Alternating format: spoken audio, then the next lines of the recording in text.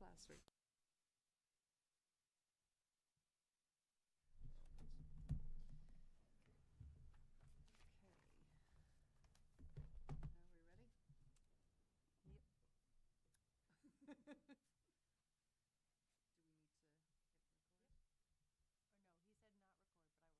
Start webinar,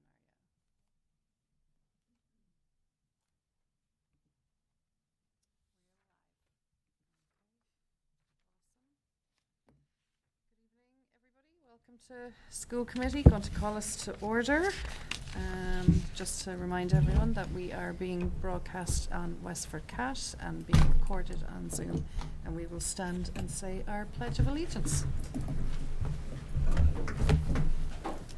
Pledge allegiance to the flag of the United States of America and to the republic for which it stands, one nation, under God, indivisible, with liberty and justice for all. Okay, and first up on our agenda is our consent agenda. Very comprehensive of our school committee meeting minutes, which have taken on more importance now due to the last one. You okay, Sheena? Yeah. All right. So can I get a motion to approve the consent agenda? So moved. Seconded. Okay, and all in favor? That's unanimous. Okay. And now we will open up to the floor and on Zoom for anybody with public comment for school committee this evening. Just a reminder to, although you know the protocol. I know the drill. I'm going to pass out some stuff in case you all didn't open your emails in the last hour, because I was very late. Thank you. Sorry. No, you're fine. Pass it down. Perfect. Okay, take one and pass it down. Is it? There we go.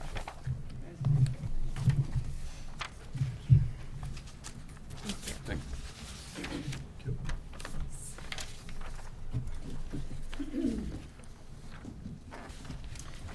So my name is Emily Teller, and I live at 9 Texas Road, and I've had 2 generations of children. My children and grandchildren go to some of the Westford schools. My kids were K through 12.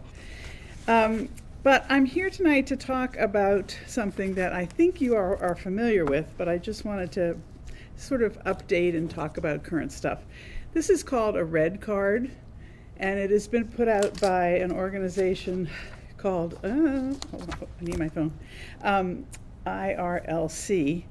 And I understand that I think Superintendent Chu, you sent something out about students' rights last spring.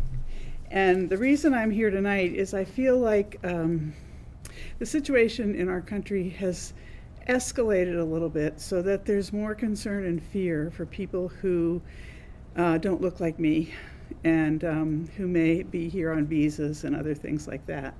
And I'm especially concerned about our students in Westford.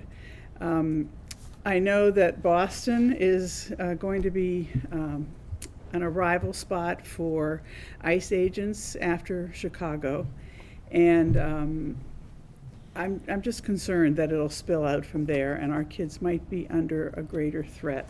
So I wanted to suggest that perhaps these cards somehow be conveyed to the students and parents. I know that they're available in the guidance office, but if you're a kid and you have to go someplace to do something, that's very different than having the support come to you and the awareness that our town and our authoritarian committees are supporting you in your concern and fear. So I just want to give you a little bit more information about, I'm on the website, that's good. I went tonight. So I'm just going to read you 2 paragraphs that are on the ILRC website. The increasingly complex legal and social challenges faced by immigrants in the 1970s created a growing need for expert assistance and training in immigration law and policy. Bill Ong-Hing, a well-known immigrant rights attorney, recognized this need and founded the Golden Gate Immigration Clinic in 1979, which later became the Immigrant Legal Resource Center, which is ILRC. The ILRC seeks to improve immigration law and policy, expand the capacity of legal service providers, and advance immigration rights. ILRC trains attorneys, paralegals, and community-based advocates who work with immigrants around the country. We inform the media, elected officials, and public to shape effective and just immigration policy and law. Our staff works with grassroots immigrant organizations to promote civic engagement and social change. And then, sorry, this other part. ILRC is a national nonprofit resource center that provides immigrant legal trainings, technical assistance, and educational materials, and engages in advocacy and immigrant civic engagement to advance immigrant rights. We help immigration law professionals and advocates expand their expertise. So all this is just basically to tell you it's not a fly-by-night organization. It's been around a long time. It's a nonprofit. It's very respected. And these red cards, I sent you a link so that people can print out 4 at a time, and they suggest that they be on colored paper and cardstock. I'm not saying the school committee should fund that expense, although I'd be kind of curious to know what that expense might be. But so I leave it in your laps. Please do something and let the kids and parents know that this is a resource they can use, and that we're behind them. So, thank you very much, you. Emily. Appreciate that. You're welcome. If you have any questions, go to the website. 'Cause I don't know anything more. Thanks very Emily. much. I really appreciate it. No problem. Appreciate that. And have we anybody on that? Nope. No. Okay, so with that, we will move on to our informational updates. We will hopefully have our student representatives soon, so we'll move on to our superintendents. Thank you. The first thing is our pre-K to 2 schools are planning to move their back-to-school nights.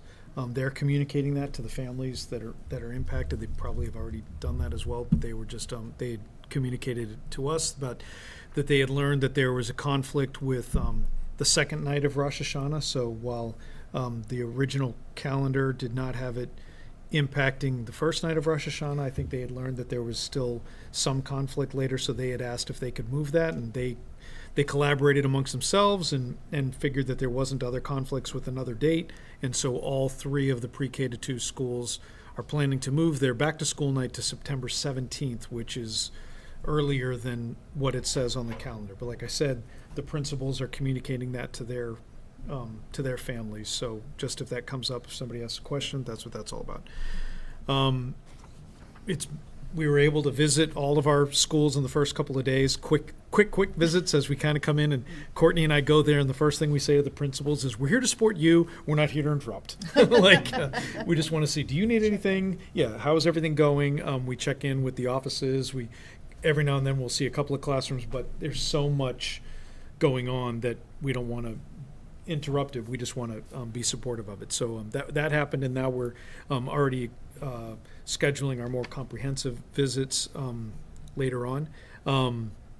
This Friday is going to be our first superintendent's coffee hour that we're going to host. Chair Catherine Clear is going to join me. Yeah, and anybody? And anybody. It's open Except to you anybody. can't, well, it is open to anybody. I'm Yeah. just saying, as far as the committee's concerned, you just can't talk to each other because it's not going to be a posted Yeah. public meeting. But any of you are welcome to join us. From 10 to 11, we're going to be in room 13, which is here in the Millennium Building. It's going to be across the hall, sort of diagonally from our Roots Roasters. Mm-hmm. The idea is that Roots Roasters, their coffee or their cafe is open at that time, so I invite people to come and purchase a cup of coffee or hot chocolate or tea. If you bring your own mug, you get a discount.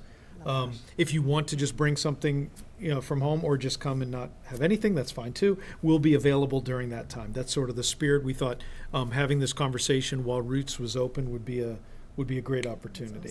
Awesome. So we'll be doing that from 10 to 11 on Friday the 12th.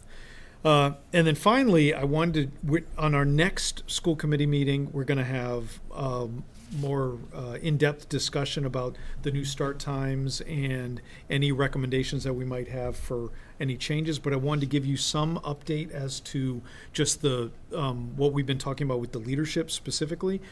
First of all, across the board, the leadership was very excited about how everything has been rolling out. They were very optimistic about what they've been seeing, knowing that it takes a couple of days, sometimes a week, for things to sort of settle out. So we've been looking closely at the buses, looking at the timing of them. Specifically, one of the concerns that we had was the buses arriving at WA. And over the past, what day is this today? Is this day? Oh. But how many? Day 6. Okay. Day 6. We still haven't done a full week yet. Yeah. This is our first Monday. And our principal Toomey was sharing with us that he's really only had 2 buses that showed up before the 7:40 time. They weren't dropping off before 7:40, so it was just a question of the bus got there and then the bus realizes that they're getting there earlier than they need to, which is something that's happening almost at every level, where they then start to realize, okay, they can't drop off until a certain time, so then they're starting to rethink when they start their routes. But they only had 2. So all the other buses were showing up after 7:40, which was great. And at the middle school level, it was the same. There was 1 or 2 buses that was showing up before 7:40. Most of them were showing up after the 7:43, 7:45 time frame. So they were very happy about that. What we've been noticing is the time between Abbott and Nabnasset is probably more than what we need, because not only were the buses showing up to initially drop off when they thought they wanted students. Every school has this 10-minute buffer before school starts, and so I think there was the desire to have the students there for the 10 minutes, but we've now been saying, okay, that's the buffer zone, so we actually don't need them arriving before then for that time. So that's what we've been working with Dee, and the principals have been paying attention to that. I think there might be some adjustments that we'll look at that, but that's been a little bit different every single day. That's been the difference between Abbott and Nabnasset is probably the more the bigger difference that we're looking at. We had already shortened the distance between Crisafulli and Robinson in the first place, and I think there's still some adjustments that we can make there, but the leadership team's been talking about it. We'll have more data for you, and we'll have, I think, specific recommendations that we're looking at for our meeting on the 22nd. Could I just add one thing just Yeah. while we're speaking on the buses, Dr. Chu? Just there had been 1 or 2 kind of conversations or questions in the community regarding buses after high school buses for sports. And I think I just wanted to clarify Yeah. for anybody that there was the question of like having to be dismissed early Right. in order to make buses, and that's not actually the case because of start time changes. Historically, there have been sometimes teams or athletes get dismissed early, is my understanding, Yeah. based on if it's a particular game at a particular place, or I think the golf team I was sometimes. going to say, I think that's an example. Every Yeah. now and then, a tea time had to be even before school was out in the first place. Yeah. And so that has nothing to do with the change in our start times, but Yeah. I do think that everybody has been able to make the adjustment to the Yes. school start times. Yeah. And although I do not like to I admittedly don't pay attention to Facebook and don't lead by looking at Facebook. It was brought to my attention that somebody said, a group was trying to get dismissed, or they were hoping to get dismissed early. I do believe that when we looked into that, we realized that was literally the students asking the coach if they could, and the coach was like, well, we'll look into it, and next thing we know, it was posted on Yeah. Facebook, and that's not what was happening. No. The students aren't getting dismissed early for a game, and so, yeah. So I think just to clarify, like there Yeah, is thank you. no impact on No. that Nope. because of it. Historically, it was always something that Right. happened. There's on- always this on outlier the- yes, that could the happen every now outliers. and then. Just like Exactly. it might happen when you get into the playoff season, Exactly. things like that, yeah. Yep. Just for a note for the next meeting when this is on the agenda, I think even that example highlights to me the people's like lived experiences and their perception or their biases, because we know from the survey that a lot of people felt really strongly one way or the other about this change. So I just want to make sure that we have as much data as possible for the 22nd to be able to say, it might feel like your child is on the bus this long, but here's what our ride time is looking like. Your child might be coming home and saying this many kids are on the bus, but here's what the data is showing. Yep. So I just think that it will help ground any discussion and decisions we have to make to just have as much data. Yes, agreed. Thanks. And I think that's all. Let me look to see what yeah, that's it for us. That was a lot. Yeah. Any takers from Yes. school committee? Go for it, Yes. Bill. Last Thursday, the Superintendent Evaluation Subcommittee, Lori, Jessica, and I met with Dr. Chu. We had a great dialogue. We talked about his proposed goals, which she will remark about tonight. Those goals are rooted in professional practice, student learning, and 2 district improvement goals. We continue to see the district's efforts around equity, the foundation of universal design for learning, our integration of the EL and collaborative problem-solving curriculums. Dr. Chu is going to remark about new goals around our work towards the fiscal year 2027-2030 STIP, or Strategic District Improvement Plan. We talked about the establishment of a report card committee.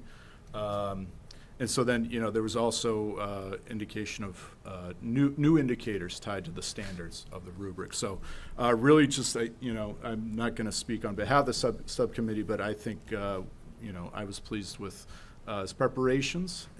We're excited to meet with him next sometime in January, because that's our timeline. But, it'll be a good presentation tonight. Awesome. Anybody else? Val? Oh, Lauren? This August, the cable access TV Oh, yeah. purchased a new used van, fully equipped from the Acton Cable Access Station. They're very excited to be using it at athletic events and other things. I believe it was used this past Friday for the first time. Oh, So very exciting news. I'm going high tech. Mhm. Awesome. Thanks, Larry. You're welcome. I have a couple. The Westford Food Pantry is having a Fill the Van event tomorrow from 8:30 to 7. They're looking for non-perishables, personal hygiene, or household items. It's going to be at the Cameron. At the Senior- Cameron Senior Center, Drop thank you. off, Yeah. Last week, or right after our last meeting, we had walkthroughs for the Robinson School Building Committee, for the owner's project manager. Any interested firms could show up and walk through. It was the second day of school. Yes, it was. And the Robinson staff was very flexible and showed a lot of grace, so we're very thankful, because we had 20 interested Amazing. individuals show up. So it was exciting to see that level of interest, and next we're waiting to see how many proposals we get, and then a subgroup will review those and rank them. As chaotic as it was, I think it was also really good for those 20 people to see what it's like when actual yeah. kids Are in the are building. there trying to. Right. Or go to the class. parking. Right. Yeah. Try to hold an event here, and Right. here's what the parking is, Right. yeah. When is the closing date on that OP? When do those Yeah, bids have we're- to be in? The 12th, this Oh, Friday. we okay, should- this we should Friday. know. Okay. Yep. Awesome. Also, the DEI committee, the town DEI committee met in August. So stay tuned for some information and upcoming events for Italian American Heritage Month and Indigenous Peoples Day. That is all. Awesome. Thanks, Val. I'm just going to mention, first of all, a big thank you to the school committee members. We attended the International Block Party / Farmers Market on the 26th of August.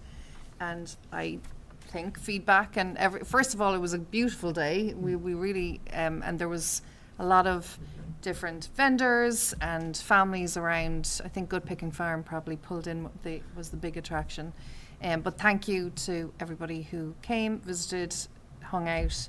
I think it was, quite a successful and enjoyable afternoon. We met a lot of families and community members who some didn't even know school committee existed and what it was we do. So I think it was quite a beneficial thing, and you'll see obviously connected to our goals later on this evening. This is something we're looking at doing a bit more of this year. And so just a reminder, we are booked to go again at Westfest, which is the big fundraiser for the Westford Education Foundation. For anyone who doesn't know, they fundraise to give like teacher grants across the district. So that's going to be at Stonybrook parking lot September 20th from 12 to 4. So we'll obviously work out the logistics, but just to let people know that we will be there and that it's on. Come have fun. That's always a great day. And they're still looking for volunteers. If Yes. anyone's interested. Yep. But you all have to volunteer for our booth first. And that is it. Okay. So we'll move on to our business items for this evening, and we'll welcome the dynamic duo up. That is now our special education team for the integrated monitoring review. And Courtney, you've got the presentation. Awesome. So tonight, Gerard and Joanne and I will be presenting the integrated monitoring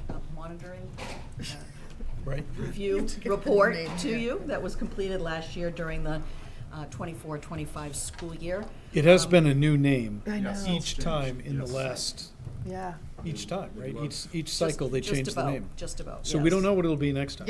Right. Gotta cycle back through. Yeah. And so each of you know Gerard Coughlin, our Director of Special Education and Social Emotional Learning. Tonight he is joined by Joanne Anderson, who is our new Assistant Director to Special Education. So we are thrilled to have her on board with us. We've set aside around 30 minutes tonight for tonight's presentation. There's a lot of information to be shared with you. I will quickly go through some of the key highlights and then pause a little bit further, a little bit more when it comes time to the corrective action points that we need to work on. As Dr. Chu mentioned, the IMR was once referred to as the CPR, the Coordinated Program Review, got changed to the TFM, the Tiered Focus Tiered monitoring. Monitoring. No, tiered Focus. focus monitoring. Focus monitoring Yeah. review, and so now we're at the IMR. So although our, can advance the slides, although our name has changed several times, the purpose of the review has not. And so it is continued, it's a process that is completed by the Department of Elementary and Secondary Education. It ensures that all districts are in compliance when it comes to special education, civil rights, and ELL. It is also taking a look at how we are spending our federal money in terms of Title I, Title IIA, and Title IVA. And every school in Massachusetts, that's a public school, a collaborative school, a private special education school that's 766 approved, a vocational school, a charter school, they all go through some type of monitoring, and that happens every 3 to 6 years. So on this slide you can see that the civil rights and special education, the review happens every 3 years. And the reason why we go through every 3 years is because there is so much criteria that's involved with both civil rights and special education. And so this is a 6-year cycle, but we look at Group A at one chunk and then Group B in the next 3 years.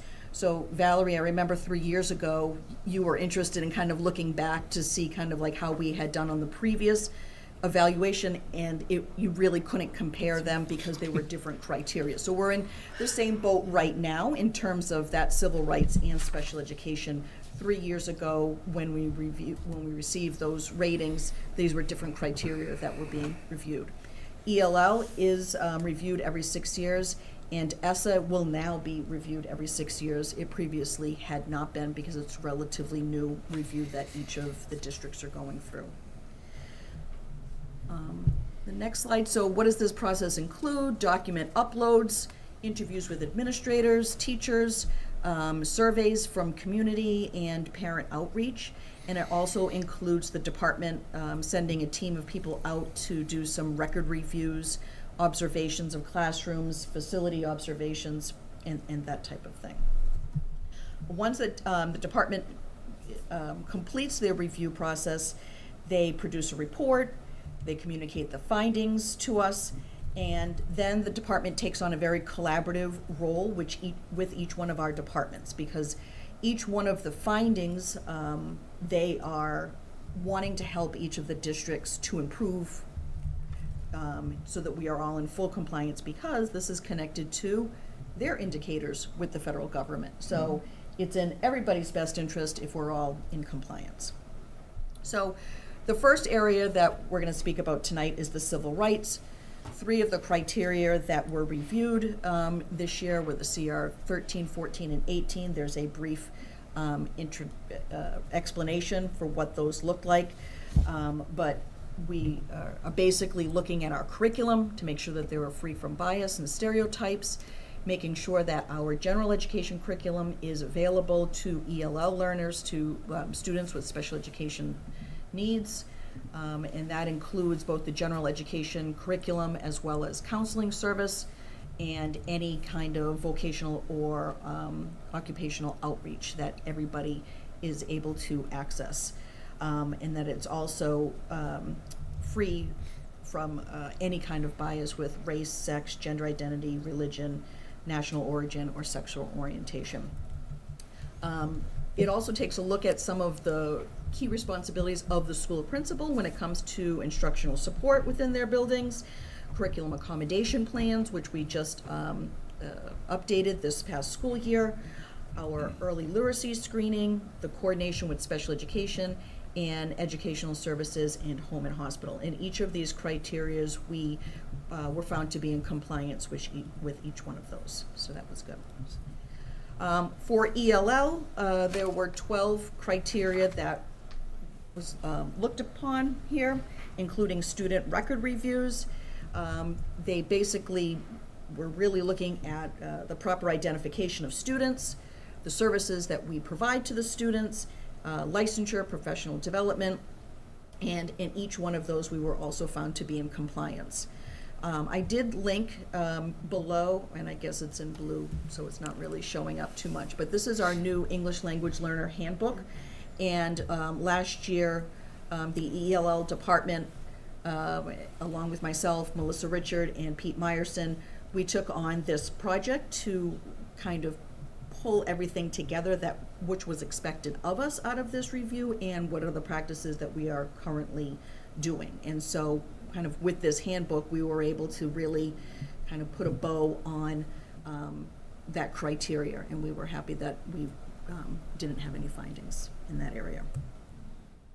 So moving along to ESSA, this is the Every Student Succeeds Act, and this review looked at the federal grant program monitoring for Title I, Title IIA, and Title IV-A.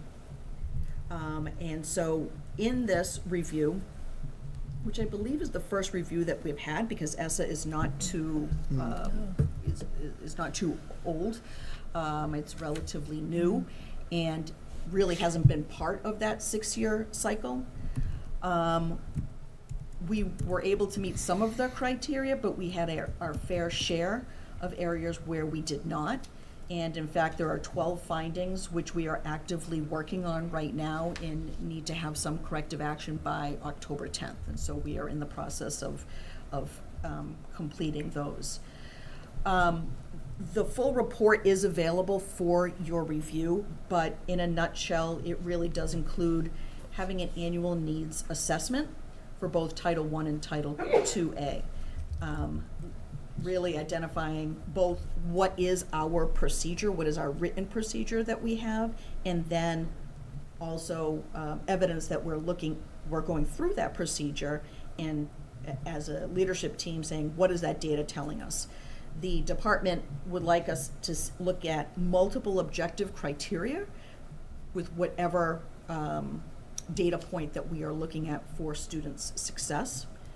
And also the comparability to make sure that we are not supplanting any of our services, but we are actually layering them on.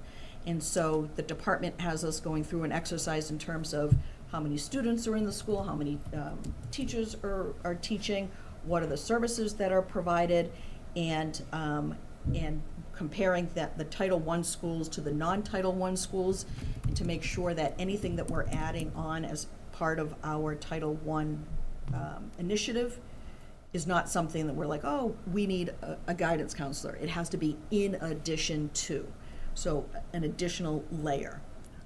That information they expect the districts to have and to keep on site, and then every 6 years when they come around for the review, they want to see what was completed in that past year. So that's not something that is turned in and monitored on a regular basis, but unless you're going through a review or a corrective action.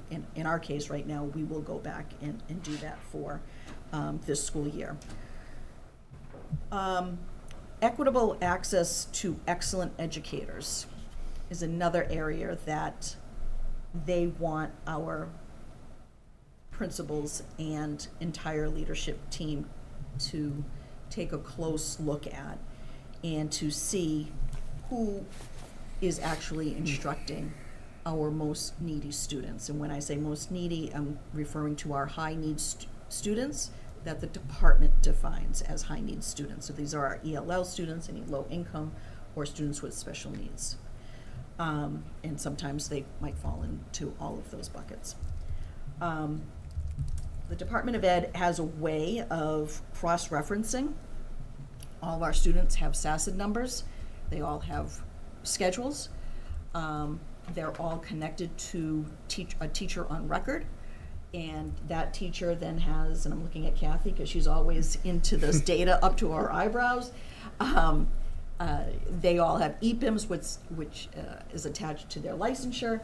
And so they're looking at, does everybody have appropriate licensures? Is there a waiver involved? And a little other variable that kind of doesn't sit right with me, but Nope. does the educator have at least 3 years of teaching experience? And I'd like to think that we've made some great hires and that we have some, teachers who are on the younger side, and they're still excellent teachers, and we're very thankful that they're in front of our students, regardless of when, how many years they've been teaching. Can I just clarify that? Yeah. Are they suggesting that kids who are high needs should only be taught by people with 3 years experience? They're just connecting those dots, and they're telling you whether or not that data is connected in that regard, right? Yeah. So that's why Courtney very politely said, we struggle with that, the fact that DESE has determined that only educators with 3 years of experience could be deemed excellent, is basically what they're saying. And so if we have students who have high needs who are being taught by someone with less than 3 years experience, they'll just note that. And they would say, okay, maybe they're not excellent. And I feel like it's a strange way that they've decided to quantify it and to determine that if you don't have 3 years experience, then you're not quite excellent. So I feel like there are a number of people who are trying to give them the feedback that might not be the best way to maybe to a different approach that. term there. Maybe excellence not the right term. Yeah. Yeah, if you- Seasoned educator. Well, if you just want to say, well, Something that denotes the Experience. time frame. if in most districts you have to work for 3 years before you have professional status. So if they want to talk in terms of whether you have professional status within your district or not, Yeah. that at least would be Yeah. that would be a way to quantify it if that's what they wanted to say. But it's weird. It's a funny one. It sounds like they want to make sure that you're not just pulling kids out of college to fill that, and that's all you're pulling for. Actually, I those, think right? it's the other. I think it's that they don't want whoever the newbie is right. to then, if back in the day, you would think that whoever the new person was, they were getting all the tough kids. Well, that's not the way education works anymore, right? Like, people just don't do that, And I think that that's the way that they're trying to look at it, and I think it's Yeah. I'd go on the record as saying it's antiquated. You know, they should rethink it. A little tricky. Okay. And also, where they do look at the past 3 years, our 3-year look started at the 21-22 school year, where we were still in recovery from COVID, and where we were struggling to find teachers to come back to the classroom. And in some of the cases, you know, our other teachers were aggressively being recruited out of the district because so many other districts were in the exact same position that we were in. So it was kind of a funny little 3-year look at population. Some of the other corrective action, they like to see us more with doing family outreach efforts that are related to Title I only.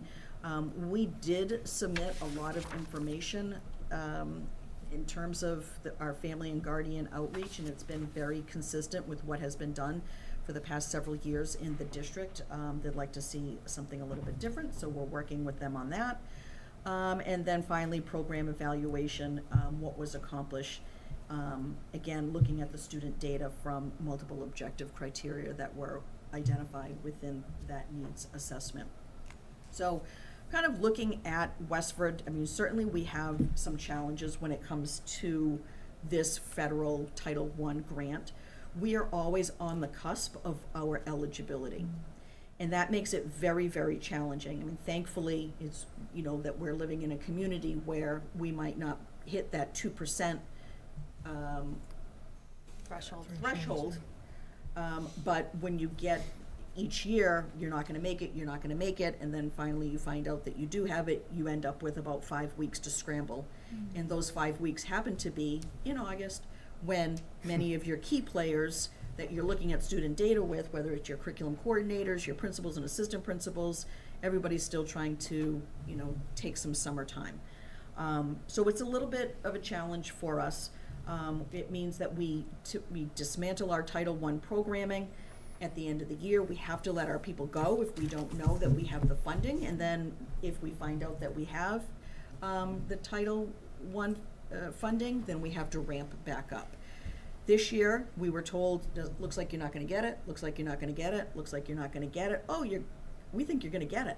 So we start doing all of this planning, and then they say, nope, you're not gonna get it.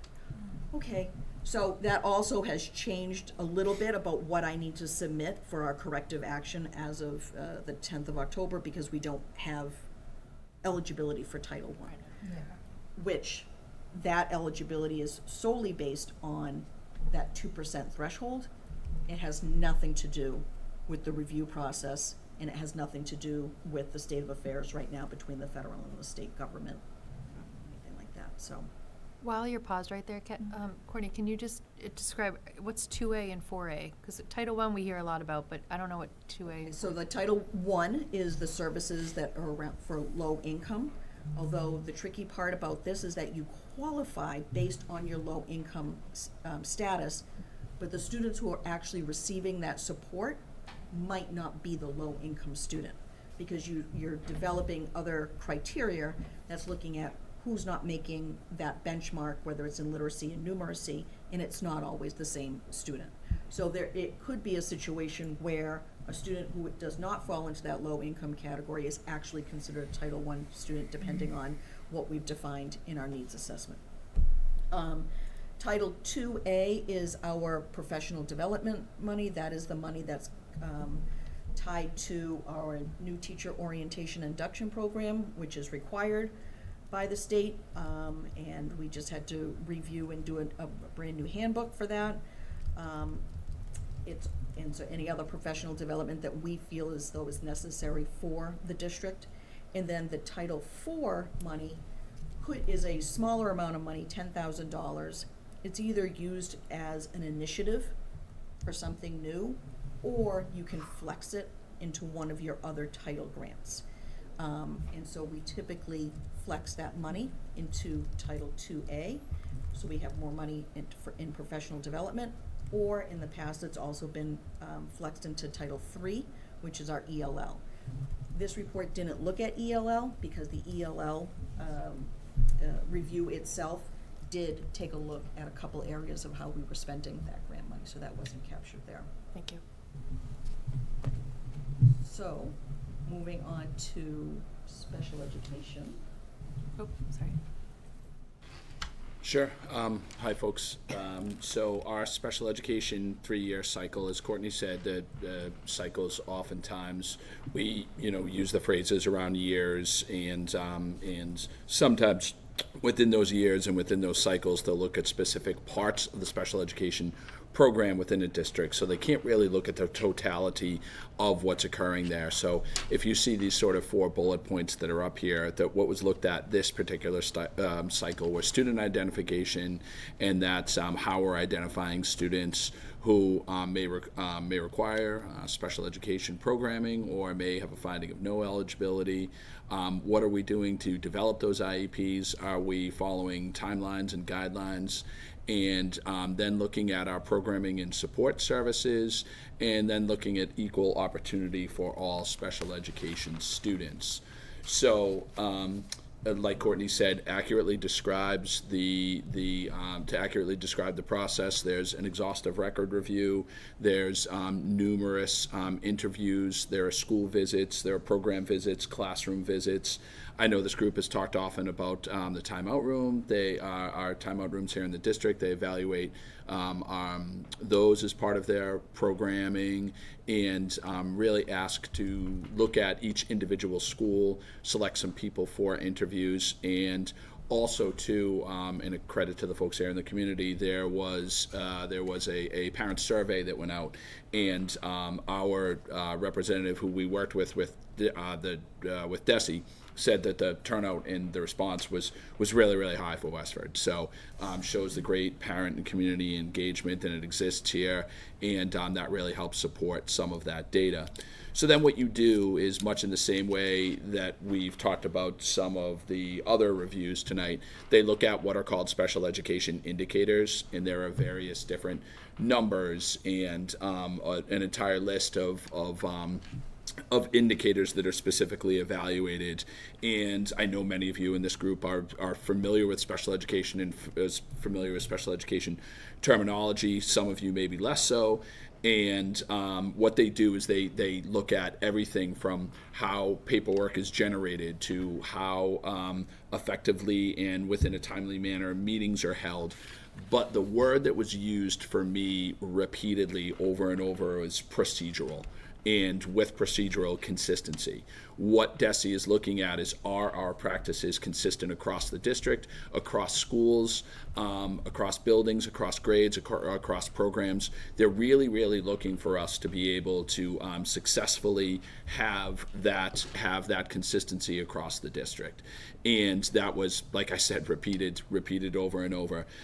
So I'm never downplaying any of the challenges we have or the areas where we lack success, but we did receive everything, even our special indicators where we had some challenges, were still being partially implemented. So we got a really great review. It was nice to have Joe's new outside eyes coming from other communities to say how great that was, and that's a testament to everyone, teachers, administrators, our administrative assistants, parents, students, everyone, our super valuable ESPs, nurses, specialists, everyone who are sort of making this machine all come together and work successfully. So it was really, really great, and we'll get to what the challenges are and what we're planning as corrective actions as a district momentarily.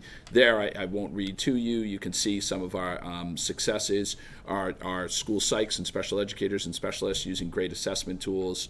Just to highlight a few points on here, we're effectively managing and scheduling our hundreds, creeping up into the thousands of meetings, annual reviews, reevaluations, all of that together. So that sort of machine that takes so many people working together has been really effective.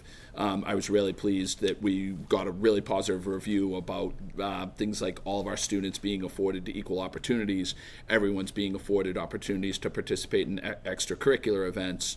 Our assistive technology, our tech department is doing a great job making sure all of our students have the appropriate technology, devices, And so there were some real positives with that, and obviously you're pleased to see that. And it's like I said, I don't mean to downplay anything that's a challenge, but the positives of all of us working together to make this successful were really great to hear when you see that report.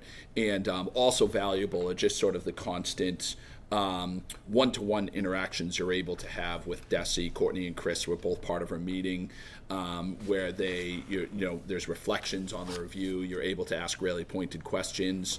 They can give you, some off-the-record advice, or even say, hey, you might want to try this. This has been successful in another school district. You might want to try this. This has been successful in yet another school district. So it's really helpful to get that feedback and to hear what works and what doesn't work. So let's go to the next slide, where we can take a look at the corrective actions. So as I said, they're numbered specifically, and we can, they'll be pretty straightforward as to what the language means there, but if we have some questions about that, you can definitely ask. SE obviously stands for Special Education Indicator.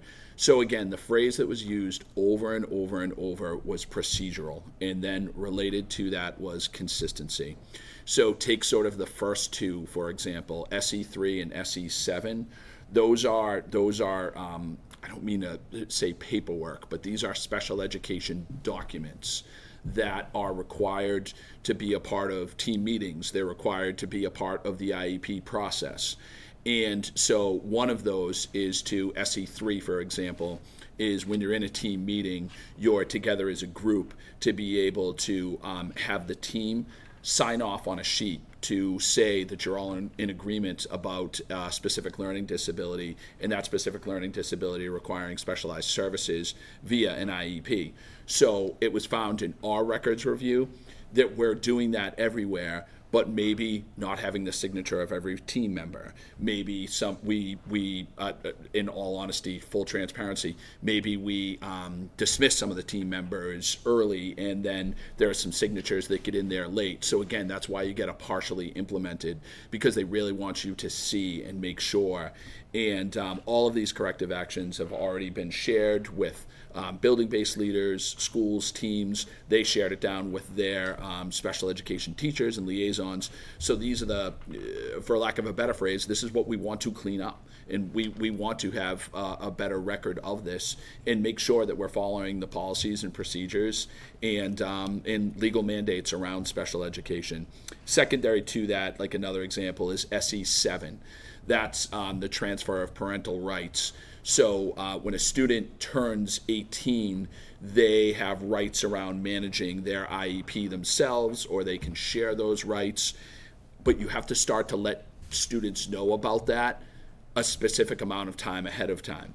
Some of us thought that maybe that was between the years of 17 and 18, but then you find no, it has to be much earlier than that. And so for all of us, it was a good learning lesson, because we got together as a team of special education leaders, and you found, hundreds of years of special education experience, and someone's like, oh, I thought it was this, I thought it was that. So to be able to have this review where you're able to get some clarity on when you're sending those out, who should be signing those. For me, years and years at a high school, we thought when a student turned 18, you could have them sign that sort of in and around their birth date. No, you have to have them sign it on that birthday, the moment they turn 18. If it falls on a Sunday, you have it on the Monday.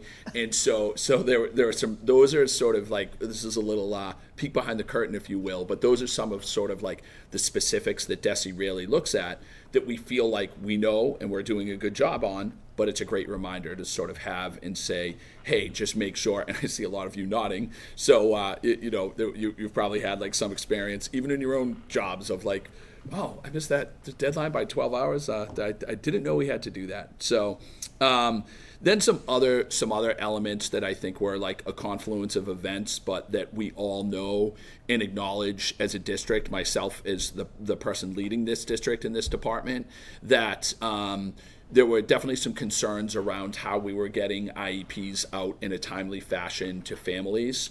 And that's something we sort of collectively all knew and owned as a group. We're hoping and this is not excuse making, we're hoping that was part of the new IEP, a new software we had in place. But we all know now that there's sort of like a collective effort. We are talking about this ad nauseum. Also, too, there's that significant change that was delegated to us by the state, in which they changed around the timelines in which you have to have that IEP into the hand of parents. For a long time, they were a little sort of laissez-faire about managing that and allowing you a little bit more time. The state has now said we must be much more rigid around those timelines, and it's great. Now it's out there. We all know. We know we have to do a better job. I know I have to do a better job, and also it's good for families to know when they can expect the appropriate documentation, when they can expect those services to begin, and that's where I just repeatedly use procedural.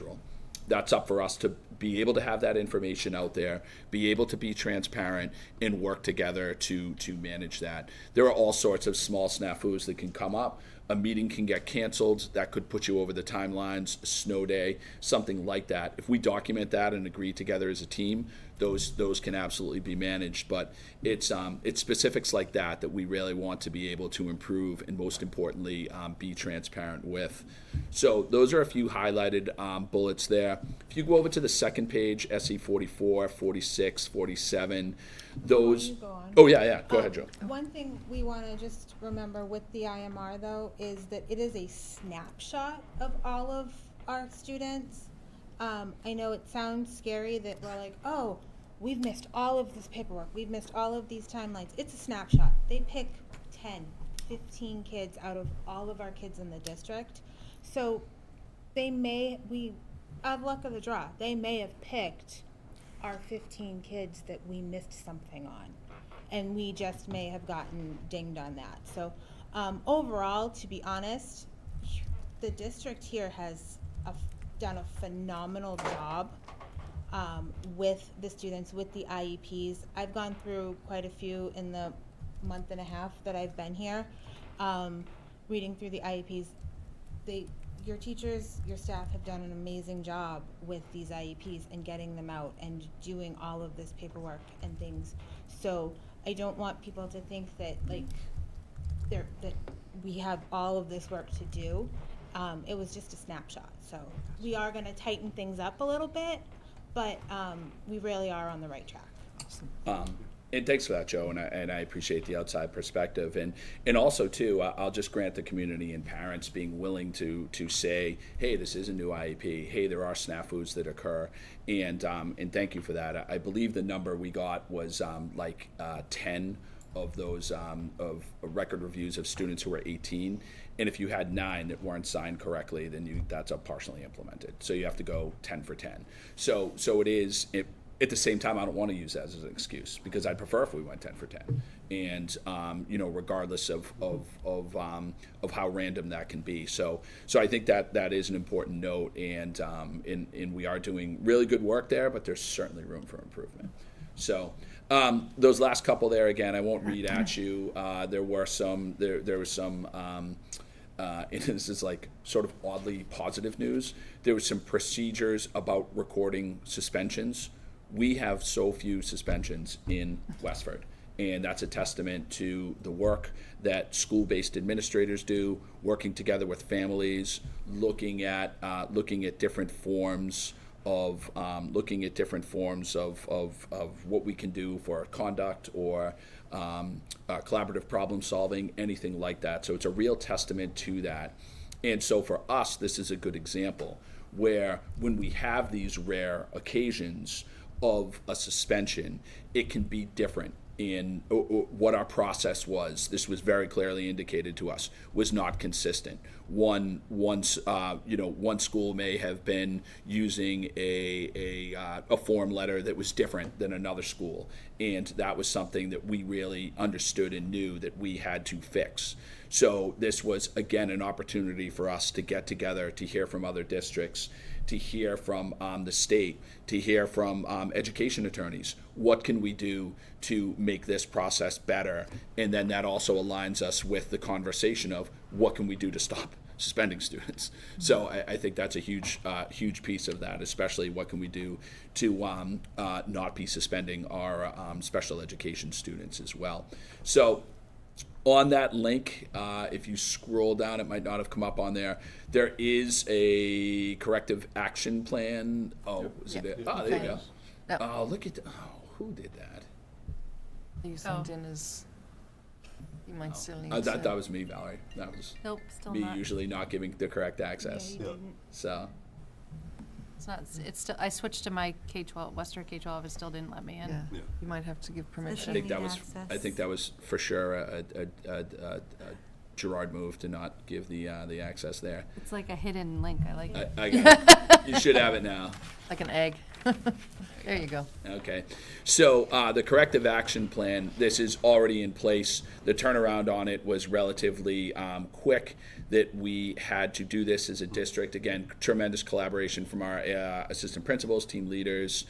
Joe was super helpful with this. Courtney was super helpful. So all of us just working together to come up with an action plan to be able to remedy the partially implemented challenges we have. This will be posted on the district's website, and we will be sharing this with the community. And you know, it is pretty exhaustive and a little bit lengthy. So I don't think it's in our best use of time to go over and hit on each of these. If you have questions that you want to ask about this plan or what we're doing moving forward, absolutely reach out.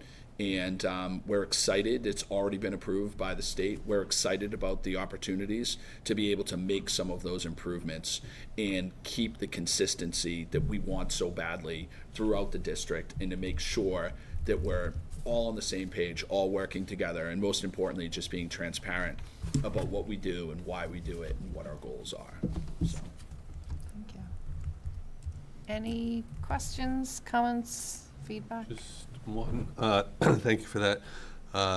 Great to know that you're going to share the action plan.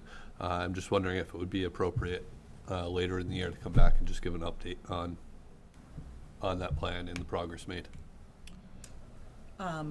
So everything gets submitted to the state at different times, and then once they give us the thumbs up, we can probably share that document back that kind of says it's been remedied, but we can definitely do that. I'd even just be curious to know how internally we're feeling about the progress of the corrective action. So that's all. Just kind of keeping us up to date on where we're going. It is a good point, and it's sort of nice for all of us as special education leaders to have this document already. Know your first sort of timeline or date comes up September 30th. So we're sort of all in terms of one of the indicators. So we're sort of already knee deep in it. But yeah, we will. Courtney's exactly right. You get the sort of yay or nay from the state, and then that's also shared with the community. Thank you. Thanks, Tom. Anybody else? Gerard, Joe, Courtney, as somebody who has been part of this process as a collaborative administrator, it is no small feat. I think what the state does is it's not like this, bearing down on you, wondering when the deadlines are going to be met. They are side by side working with you on that plan. So. One of the things I'm interested to know, and we know there are so many administrators and personnel around the district that are wearing many hats. And Courtney, you spoke about the various layers that we want to address. And I hate to bring up budgetary concerns, but are there pieces here that we as a committee should be aware about, that we can voice to the community? These are gargantuan efforts to keep timelines, to keep procedures in place, to ask a teacher to submit a draft of an IEP ahead of the meeting, to get it to the parent on time for review. There are all these pieces that need to be met, and we know all the responsibilities of our educators and our staff in the system. Are there pieces, and maybe just, not an answer right now, but to think about? Yeah, I think in a nutshell, what we've learned is that regardless of who is sitting in the seat at that time, we need a process and procedures for how we go about, organizing this information. Last year was the first year that Title I grants were my responsibility because we did, as a result of the budget, lose a position. And so not having that roadmap is challenging. We put that roadmap in place for the ELL, so we're kind of doing that same kind of thought process for the ESSA grant. In terms of civil rights and special education, it's just a huge amount of documentation all the time to prove that we are, in that type of compliance. And when we shared these results with our leadership team, even though we were saying, hey, we're in 100% compliance in these areas, at any given time, we might not be, right? And so that's why it's just important to make sure that we have those procedures in place. And this year, we have a lot of new faces around our leadership team.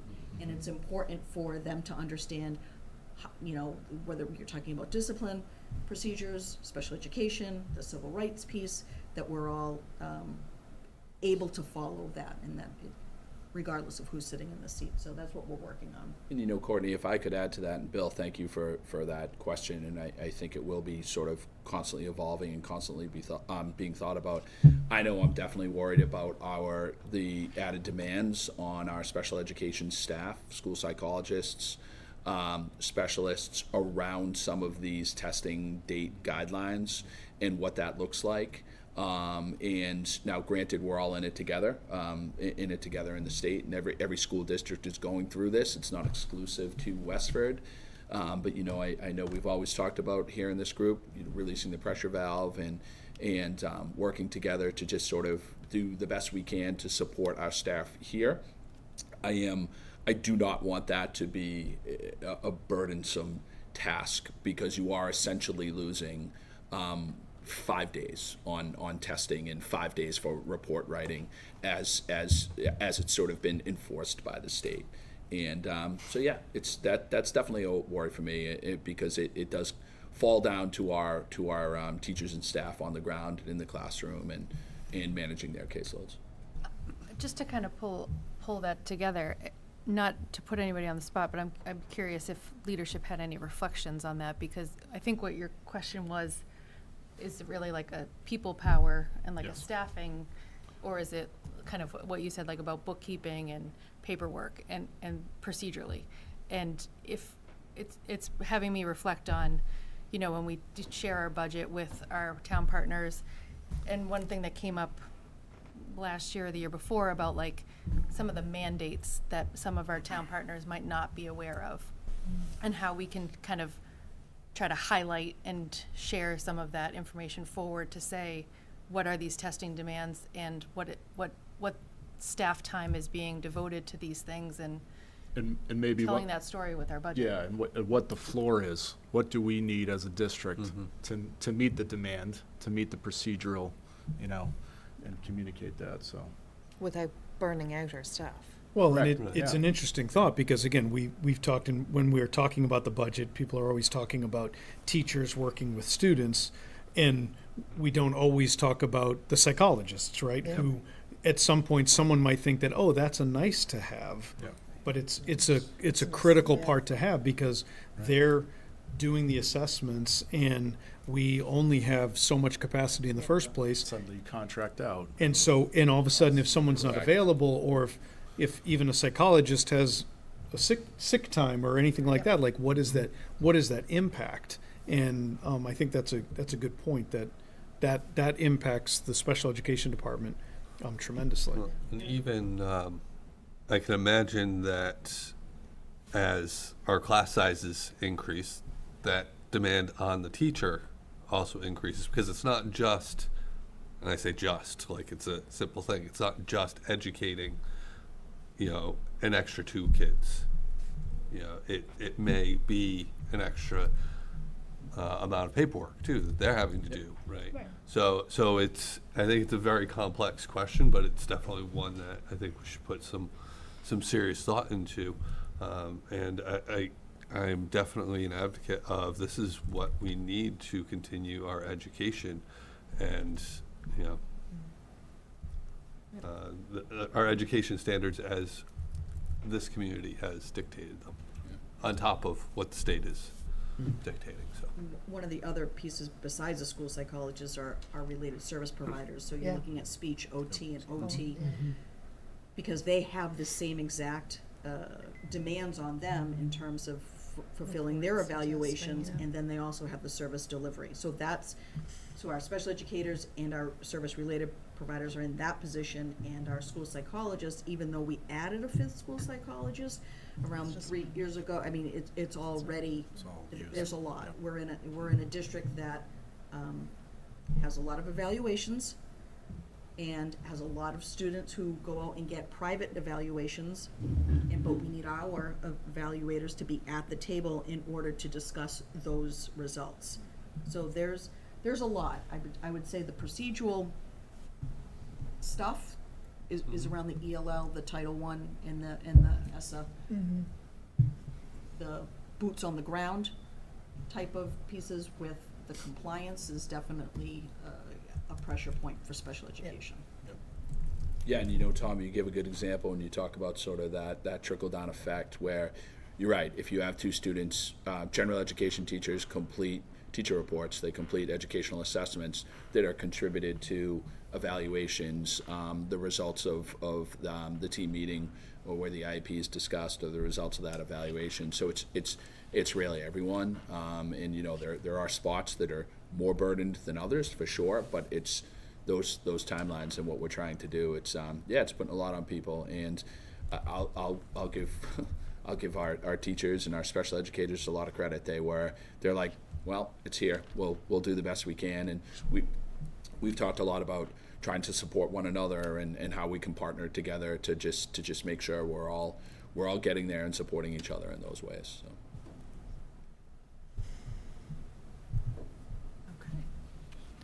You said they were going to be posted. Is that on your department website you'll do? Yeah, I think we talked a little bit about where we might put that. They are posted already, the reports as they are. I think they're next to the district report card Oh, okay. in that same thing. Got it. The corrective action plan isn't though. The corrective action No. plans are not No, yet, no, yeah. because they haven't all been approved and or completed. Yeah, So exactly. that won't be there until it's a final document. Okay. Thank you. Okay. So, moving on, thank you very much, Thanks, folks. Joe. Nice job. Welcome to Thank you both. Westford. Good luck. Thanks, Courtney, for that. It was an extensive one. Right. Okay, just 20 minutes behind, but that's okay. Our fall enrollment update as of last week. Yeah, so so in the packet, you'll see the fall enrollment update for anyone tuning in now for the first time or for any of our new members. In September and October, we provide these enrollment updates. Our official DESE count is October 1st, so in October, we will share with you again what our official count is, but then other than that, we don't really talk about enrollment again unless it is part of our budget conversation, just so that people are aware. But Kathy, I think, has done a tremendous job collecting all of this information with great support from all of our administrative assistants at the building level to try to make sure that all of our counts are up to date, and you can see the way that that's broken down. One of the things we've added over the years are these additional categories. I just need to get it on my screen so I can say. So we're looking at one of the things that in the past we were just counting what one would call, well, I'll say the nice way, individuals in the seats in the schools. And so, but the reality is that we need to make sure that we're encompassing all of the students that we're supporting. So we also have students who would be coming into school just for services only. And then we also are making sure that we're counting for our students who we're responsible for, who might be getting their education in an out-of-district program as well, too. So we've added these columns so you can kind of see the overall impact across the board. Some things that that we'd look at for this September versus our previous September is that we actually had, over the course of the summer, we had approximately 130 students leave us, both moving out of state whether they're going to a public school in another state, whether they've transitioned to one of our, like the Neshoba Tech, to a regional school, whether they've transferred to an in-state private school. We had 56 students actually move out of state and leave us altogether. 5 transferred to homeschooling, and 2 students aged out of our programming because they reached the age of 21. So if they were being supported by special education, they had aged out. In January, every January, we calculate the number of students who are going to regional vocational schools, out-of-district public schools, charter schools, collaboratives, whether they're being homeschooled or not, then the in-state private and parochial versus even the out-of-state private school and parochial schools. And so we have that information as well too, that we can share with all of you. We won't touch that again until January in 2026, but that's also something that gets reported to the state every single year. So for example, just for reference, Kathy shared with me that we have 97, and you can kind of see this in the other data as well. We have 97 students who are going to the regional vocational school, basically Neshoba. 30 students are in other district public schools, so those would be school choice. They might be going someplace else, or they might be in a special education program in another public school. We have 13 students who live in our community who are going to a charter school. We have 16 students who are being supported by special education collaboratives. We have 44 students across the district who are being homeschooled in total. And we have 115 students who are in in-state private or parochial schools, and then 7 who are out-of-state private or parochial schools. Now, that is information. Kathy's been doing a phenomenal job capturing all this data for us. We haven't looked at the longitudinal information yet, but I think that's something we could kind of dig into to see, has that changed over time, but this is the snapshot that might be helpful as we look at it at the beginning of the year. Can I just ask for some clarity when you listed those? Like, I think it's all really interesting information, especially, like you said, to at some point see, have we seen changes? Right. And then, but in terms of the enrollment and the October dates and how this plays into our budget, what I'm trying to figure out from that list of placements is which ones fall into our budget, and then which ones don't. Yeah. So, I think my guess is that those would be in the blue, Yes, the ones that are in the budget. correct. But I just want to, in the list, it sounded like a lot more. So I was giving you both. Okay. That's true. I was Okay. also giving you, like, when I talked about the people, so if I go back and when I started talking about January, if anyone wants to re-roll the tape, when I started talking about January 1st, Yeah. I started combining a whole bunch of Okay, information. okay. So everything before that, when I was talking about the students who have left us over the Yeah. summer versus the students who are with us, that was just kind of looking at the differences between this September versus maybe this time last year. Okay. When you look at that chart, okay, the chart that's in the packet, when you go all the way over, okay, so there's no title, but if we go to, our number currently right now is 4,591. So we are ultimately responsible for 4,591 Okay. students. Yeah. And as we report all of this information to DESE knows, based on the codes that we put in there, whether the student is out of district placement, whether we're paying tuition for that student. That's part of the whole Chapter 70, as they're figuring all of that information. So they'll look at the number of students that we are supporting within the schools within the district here, looking at those numbers, whether they're school choice, what does that mean? So they take all of that information. Okay. So that would be our official December 1 number that has like a separate code to it. When I start talking about the students who have moved out of state, the other thing is that DESE requires us to track all students. So if a student leaves us, we have to be able to say that we know where they're going to. We have to have, we have to know that they've gone to another school and that they're enrolled in another school.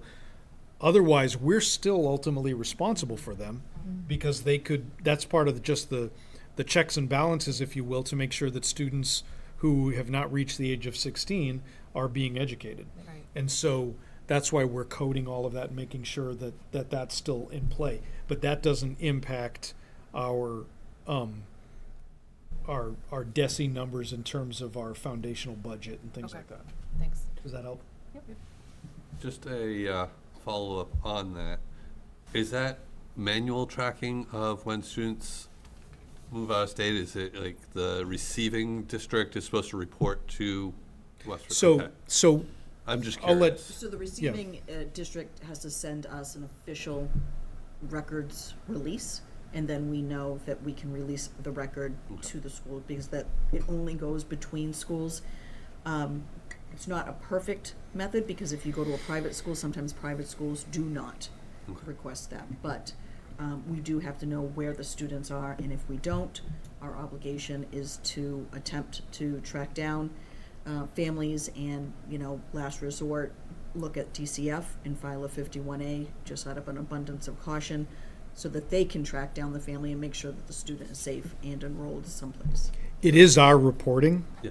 So it is our responsibility to know that the records have been requested, because there are times when someone moves out of state, and to what Courtney's saying, we don't know where they've landed, but we do know that they've left the state. And so that's where sometimes I think it can become a little confusing, but So is there any procedures that could be put in place that make it easier for you, like when someone's moving out of town, out Well, of state? I mean, I'm we just- hold I'm on, just we curious. hold on to the students' records Yeah. until Yeah. a Okay. school, not the parents, but a school Okay. requests them with the parental consent to receive them. So that's probably the base foundation, is that we have all of that information. And in Massachusetts, everybody's pretty well calibrated Yeah. about how that process works.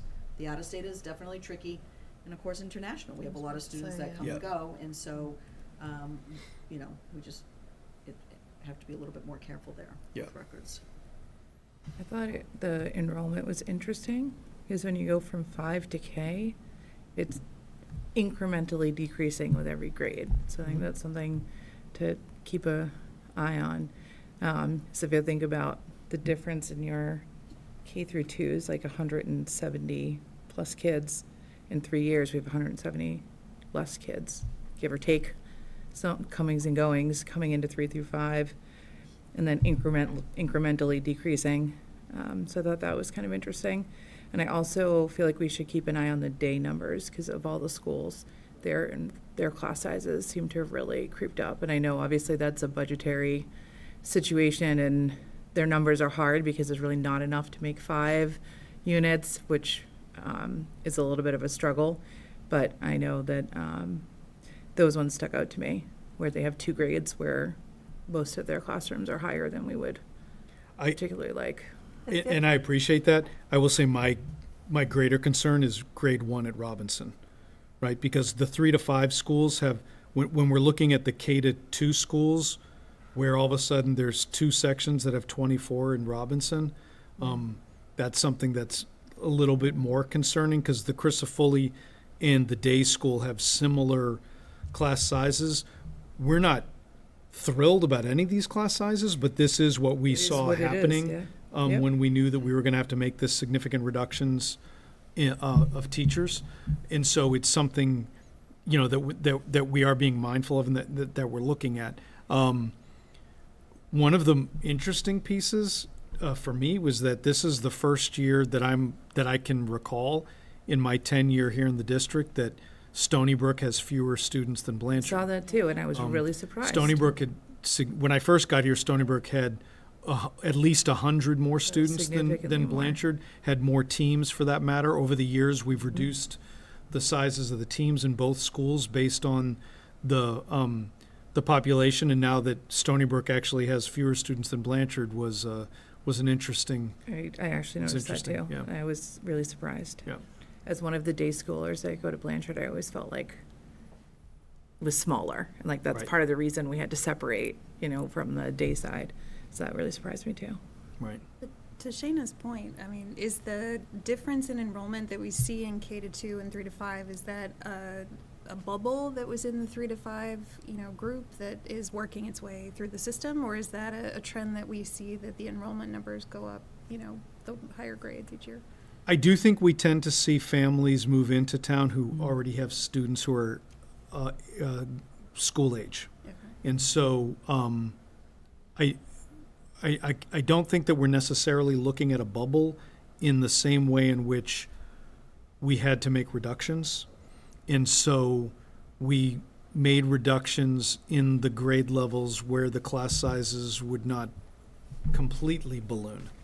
And so it's those combinations of those two things. If we had stayed with the same number of sections that we had, then I don't think we would be looking at this in the same way. And of course, it'll be interesting to see how things play out with the Robinson Building, which obviously is a longer-term plan, right? Where we might be able to, if we have a plan to redistrict or to consolidate schools, we might be able to balance out some of the quantity imbalances that are happening, where you can certainly see that there are some schools that have higher populations than others. Miller looks to me to be underutilized a little bit in terms of how many students they have there versus the other schools. So obviously that's kind of in the long-term planning to figure out if there's a way to rebalance some of the. It is interesting to look at it right now when we're looking at this, and this is based on staffing, because when we think about the facility work that we did last year, you're right, we're looking at Day has more capacity. Nabnasset is pretty close to capacity. Robinson is pretty close to capacity. Abbott is pretty close to capacity. But Miller, Day, and Crisafulli, it's about staffing at this point. It's not about the actual space within the buildings. Lots of factors, Yep. besides just the number of students to think about. Right. I do want to just point out, just because it came up in conversation, anyone looking at the raw data will look at the 3 to 5s and say, why is Abbott so much smaller on class size? And it really comes down to physical class size. Thank you. I know one of my kids had a classroom that would be considered a closet in some new schools. So, to try to put another student in there would be probably a fire hazard at this point. So it's not inequity of choice. It's Thank you. Yep. That's a it's good the one. physical square footage. Yep. The other thing that Abbott does not have a district-wide program when it comes to special education. Yeah. Crisafulli and day school do. Yeah. Yeah. And so although when we have those special programs, all the students are still enrolled, as they should be, in their general education classrooms. Right. And so they might be spending some time there, but they might also be spending a considerable amount of time in another environment. But it's important to always capture their participation in that homeroom class so that they always have a place to go when they're ready to be integrated. But they're redistrict to those schools. So if you were in a specialized program at Day, you're going to Day all day. Even if you were in the Abbott district, if you're enrolled, you go to Day all day. Like you're homeroomed in Day and you stay in Day. You're not going in between schools just to get the extra services. Thank you. Yep. Yeah, I Yep. just wanted to. Yep.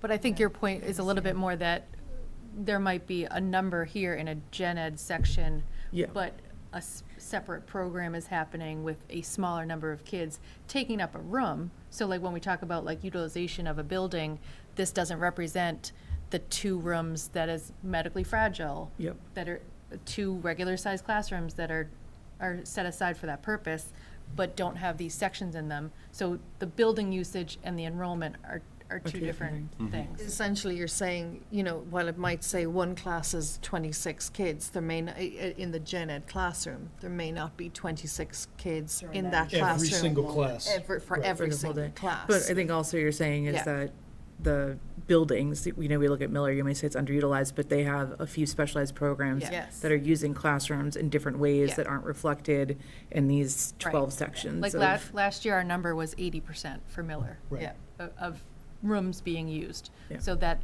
may not look like that from these numbers. Yeah. And Yeah, I this is appreciate- reflecting the home base Right. for every single student. Yeah. It's not reflecting all of the rooms that are being utilized for various instruction. Yeah. And that is Just the what I think the Core the space homeroom usage- assigned Correct. teachers, yeah. Yeah, and I thought your example, Catherine, was good, except I wouldn't have picked the 26 because I don't want to downplay those high numbers, Yeah. that like the reality that we are in the 25, 26, 24s, and how we, again, sorry, my brain is on budget, but like how we continue to share this message. And I think you said it, like, it's not a surprise, right? I was just even pulling up an old override presentation to see like if we had ballparked what we thought class sizes would go to. I don't think we put a number somewhere, but not that I could find quickly, but we did say increase class sizes. So it's not a surprise, but it's still unfortunate.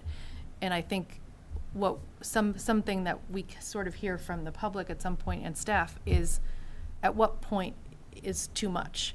And how do we communicate that with our town partners to say, we've kind of absorbed some, but we're at a point where education is different when you are talking about 26, 27 kids in a room. To your point, Valerie, I think it'd be great, Dr. Tu, if we can keep in touch with these.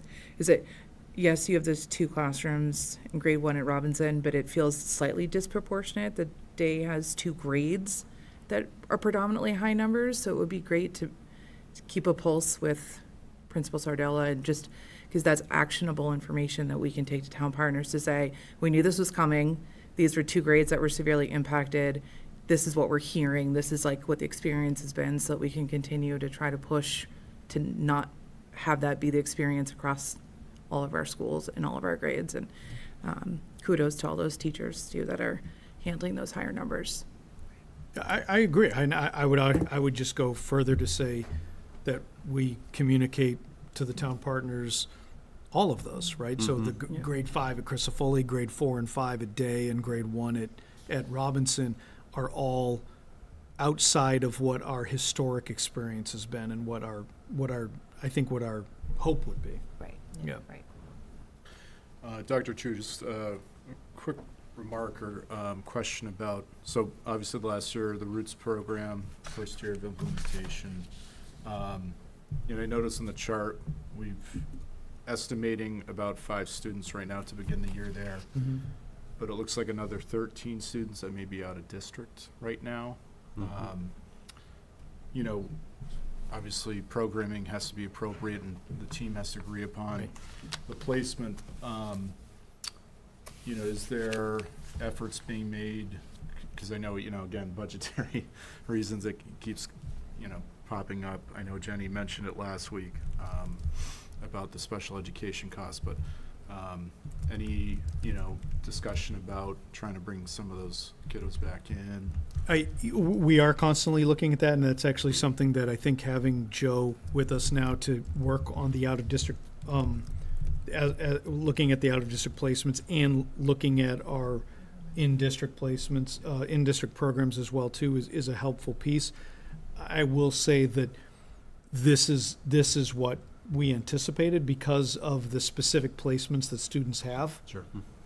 So I think the number that we're looking at is what close to what we had anticipated, because you're right, as the 13 that are not necessarily with us, I feel like for the most part their placements are what we had anticipated, but it is something that we continue to look at. Yeah. And when we projected out, I believe that we didn't think there'd be any new additions for this school year, but the following year, Yeah. going into Yeah. next year, we were gonna have several more. I do know of at least 2 other students that did come back to maybe 3 students that came back to district in other grade levels Good. in different pockets. So it just didn't hit the Roots program. Great. And just as a follow-up on that, has there been any interest from other communities about the Roots program as a placement? There was some entertaining of 2 separate referrals that didn't end up panning out last year. Good. One student, I believe, they determined wouldn't be inappropriate for that setting, and then I'm not sure what happened to the other one, but at least people are talking about it. Mm-hmm. Yeah, Good. that's all I need at Yeah. this point. You know, we can't force people to come, but, you know, if it's known that it's an option and if we have capacity to serve the greater community, then that'd be a good thing. The network that Gerard shares with the other directors in the area, they're always talking about what they have for those special programs, and so Okay. that's the best thing to do, because the director would much rather have the student just jump one community over and go to another public school setting, rather than go to, you know, jump in a van, travel 60 miles towards Boston. Right. Okay, gonna move us on swiftly to our fall building tours, next on the agenda. I think this might be quick, right? In terms of the kind of the This is point. plastic. Right, That's the I wrong know, thing I'm to like, knock it's on. right? The goal here for this is to get a sense from you as to if there were specific things that you'd like to see in a fall tour. So I'm not coming to you with a proposal of what the fall tour is. I think we're looking at trying to find a couple. What we've seen success with is finding a couple of windows of time where you can say whether or not you're available, right, in the morning and afternoons over a couple of days. And we would look at doing that towards the end of this month, the beginning of October. But last year we had a different focus in terms of we knew we were going into doing the work with the space utilization. We had talked about still kind of looking at the EL piece and how that is playing out, but I'd be curious to hear from you in terms of what focus areas you might like to consider as we piece together a fall tour. I have two thoughts. One is, and I say this without knowing what Jeff's bringing to us next month, Yep. but if the WA HVAC is coming to Capitol, I think that's a great place to go. And You like going to the I roofs was of about the to buildings. say, Valerie been on most of the roofs. I think that I am not Is climbing there on a another private roof pool with you, up there? okay? This one's- Two this one's- roofs are my this one's maximum easier to roofage. climb, I think. That's okay. But if that's a big ask of town meeting, I think the more of us that have seen it in person, the better. With the sprinklers going, or? And I think, I think we were so excited about EL education that it would be nice to kind of circle back and a check-in, kind of now that, I remember we kind of balanced like which teachers felt comfortable at that point and like, which lessons, and so maybe a little bit more of just a different look Okay. on EL education. any other thoughts? Jess? Well, I'd be interested to see some of the packed classrooms that we were just talking about and sort of what that looks like in real time. too. And I'm also always interested to see, how we're using technology in our classrooms. And, I don't know if we have a particular school or area where we feel like it's being utilized more, but, would love to just kind of see what some of that programming looks like. Okay. Look at me. I'm a newbie. I don't know what I'm asking for. She did better than I did. She spoke up for both of us. I second the motion. You went on the roof. I went on the roof, all right? I did my No part. roof. I went on the Stroding roof all the way up and almost You had a did. panic attack, but it was good. I made it down. I'd be interested in seeing some collaborative problem solving and restorative circles myself. In action. We may be still a bit too early in the process, but I know UDL is kind of, Yeah. we're talking about it so much and we're, doing a lot of PD around it, but I know it's a longer term game. And the one other thing was, I think was it last year at the high school, we looked at the special education programs. Was it the last year? I think it was last year.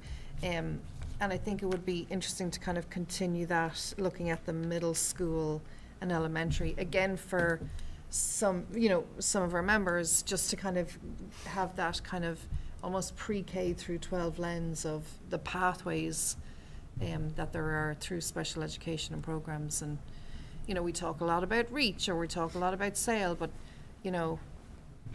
not everyone has experience of it, and I think it can be helpful to maybe visit that in some way.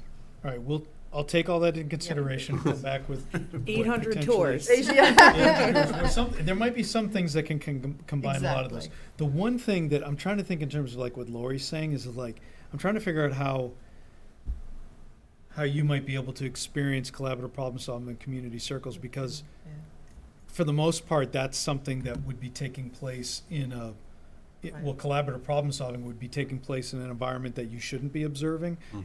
But the community circles are often in an environment where they're trying to create a space where everyone feels most comfortable. So I'm trying to think of what would that look Any like for observation. advisories or Right. teams It might I'll be think about awkward, it though. yeah. But there might be ways to get that information Could to it you, even just be a conversation Yeah, with the that's what I'm principal thinking. doing the whatever Well, that's tour what- lens? Yeah, well, I'm Just thinking kind of- about it, because yeah. I'm like, Okay. the other things that everybody said, I'm like, okay, that might be possible. And they don't all have to be fall, right? Yeah. Unless there was a We separate. could spread it out, yeah, because yeah. we said the fall building tours. but it's We've kind been of- trying to do fall and winter, and every now and then when we're ambitious, we try to hit a spring. Great. Doesn't always happen, but. Air conditioning in the winter may not, actually, it might work great in the Yeah. winter, so maybe it'd be a good time to Might look be at all, it. it might be So we all- should start calling it the FY26 building tours as opposed to fall. Okay. So we'll leave that with you and you'll Yep, come back. I'll come Awesome. back. Okay. Thank you. Next up is our superintendent goals. Okay, so I shared with you the proposed goals in a Word document. I again want to thank Bill and Lori and Jess. Bill talked about it already and said some nice things about just the way in which we had kind of put this together. The goals, I've updated all the goals for the most part and updated the indicators that go along with it. If, just for everybody's reference, superintendents are expected to have a student learning goal, a professional practice goal, and 2 district goals, 2 district improvement goals. So I'm proposing to you tonight 4 different goals. One of the goals, which is actually the 4th goal, so I'm going to kind of go backwards a little bit here, is the fact that we are in our final year of our FY 23 to FY 26 strategic district improvement plan. And so the 4th goal is the development of the FY 27 to FY 30. At first I started saying the new or the next. I'm like, no, it's the FY 27 to FY 30, because this is our practice. This is what we're doing. To say FY 30 just seems really weird. Especially if you've got a kiddo with those Yeah, graduation yeah, years. I was thinking about that. Like, I remember when my son graduated in 2016, and I remember when that was like crazy, right? The fact that yes, there's FY 30 now is beyond me. But so that goal, I took the language, much of the language that we had used in that first goal when we were developing it, and I kind of replicated it here. And so that would be the 4th goal as a district improvement goal, is to develop this, to work with the stakeholder group. When we did this before, we started over the summer. Clearly, we're not going to be doing that, so I'm going to try to find the balance between getting stakeholder information for a new, to assess the objectives that we had, to see, need new ones? Are we carrying any of them over? What would those initiatives be? But at the same time, providing you the action plan, providing you the update, the progress on FY 26, which is the 3rd year and the final year of the current STIP. So that goal kind of really encapsulates both of those things. The 3rd goal, if we just continue to go backwards, because that's an interesting way to do this, one of the objectives or the initiatives and an action item in the current SDIP is assessing how we communicate student progress. And so, as we shared in our progress update last year, we hadn't actually established the report card committee yet. So I think that should be one of our district improvement goals this year, is to establish a report card committee. It's not just an elementary report card. It's not just a standards-based report card committee, which was the last one that we really had.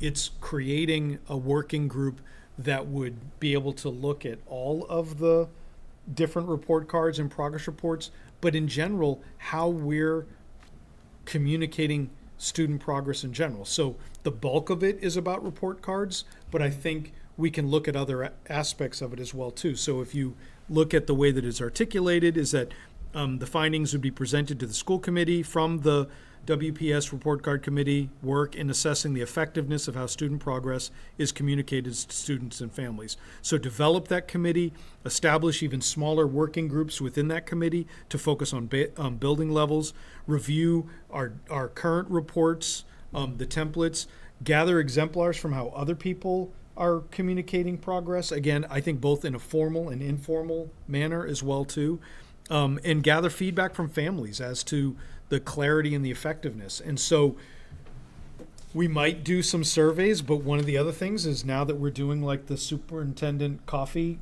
hours and things like that, I want to gather feedback on an informal level in conversations with people and encourage people to reach out to us to share their experiences as well and kind of collect that qualitative data as well too.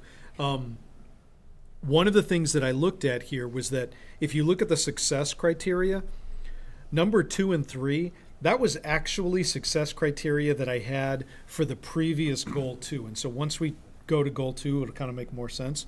But it really makes sense here is to look at is common language reflecting UDL principles in the way in which we're communicating things. That would be a success criteria if we have common language reflecting the CPS strategies in the way we're communicating student behavior. Yeah.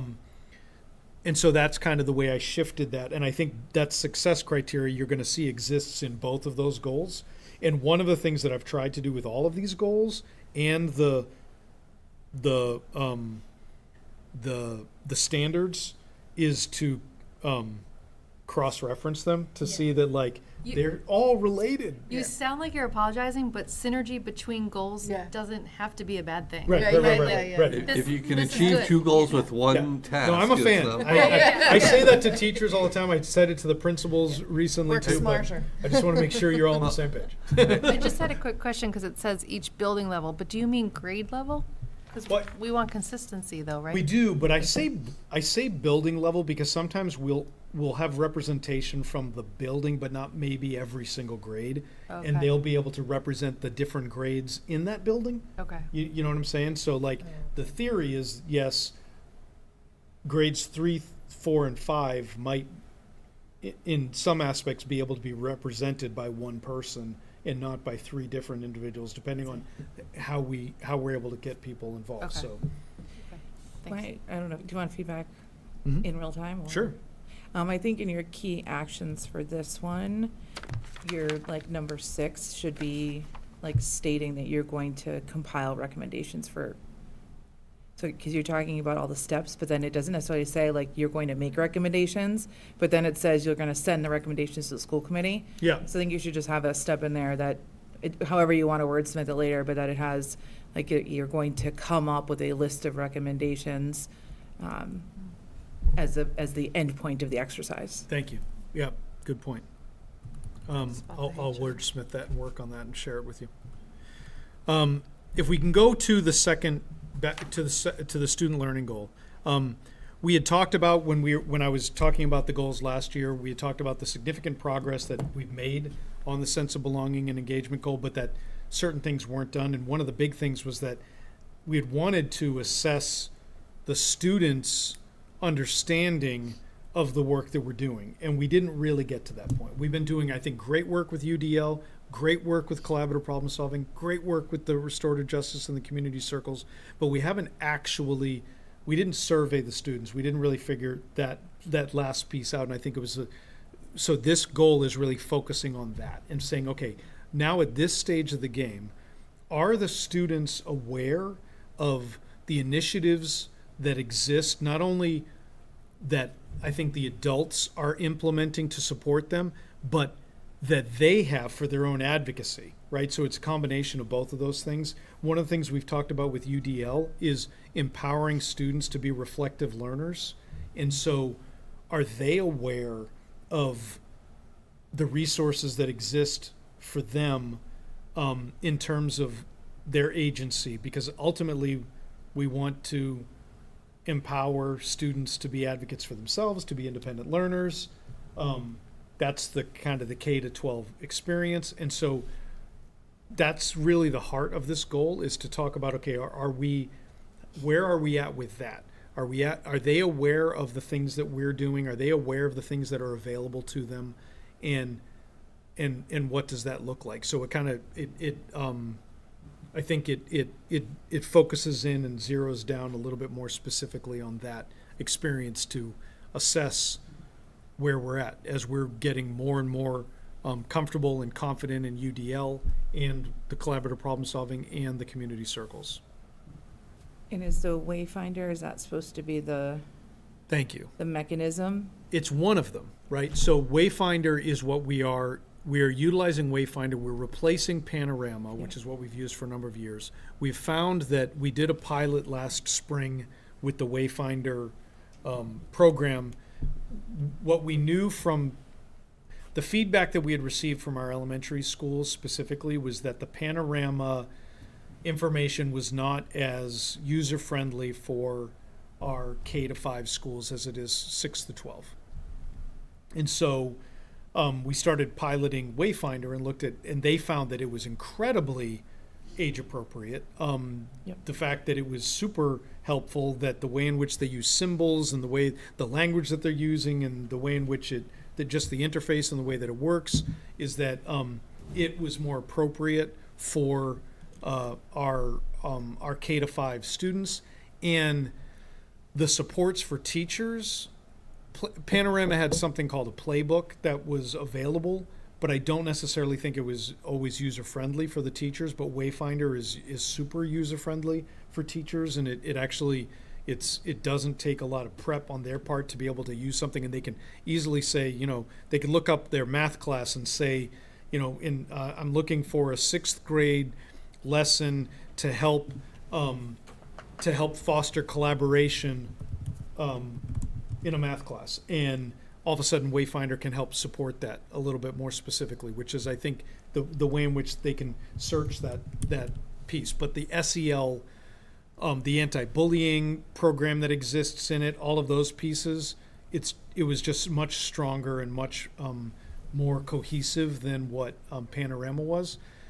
And so then our next question was, well, is the survey going to be as good as the Panorama survey was for the 6 through 12? Or are we moving to one thing that helps the K-5 and then leaves the 6 through 12 behind? But what we're finding is that it's just as supportive. And I think the curriculum for 6 through 12 is fantastic.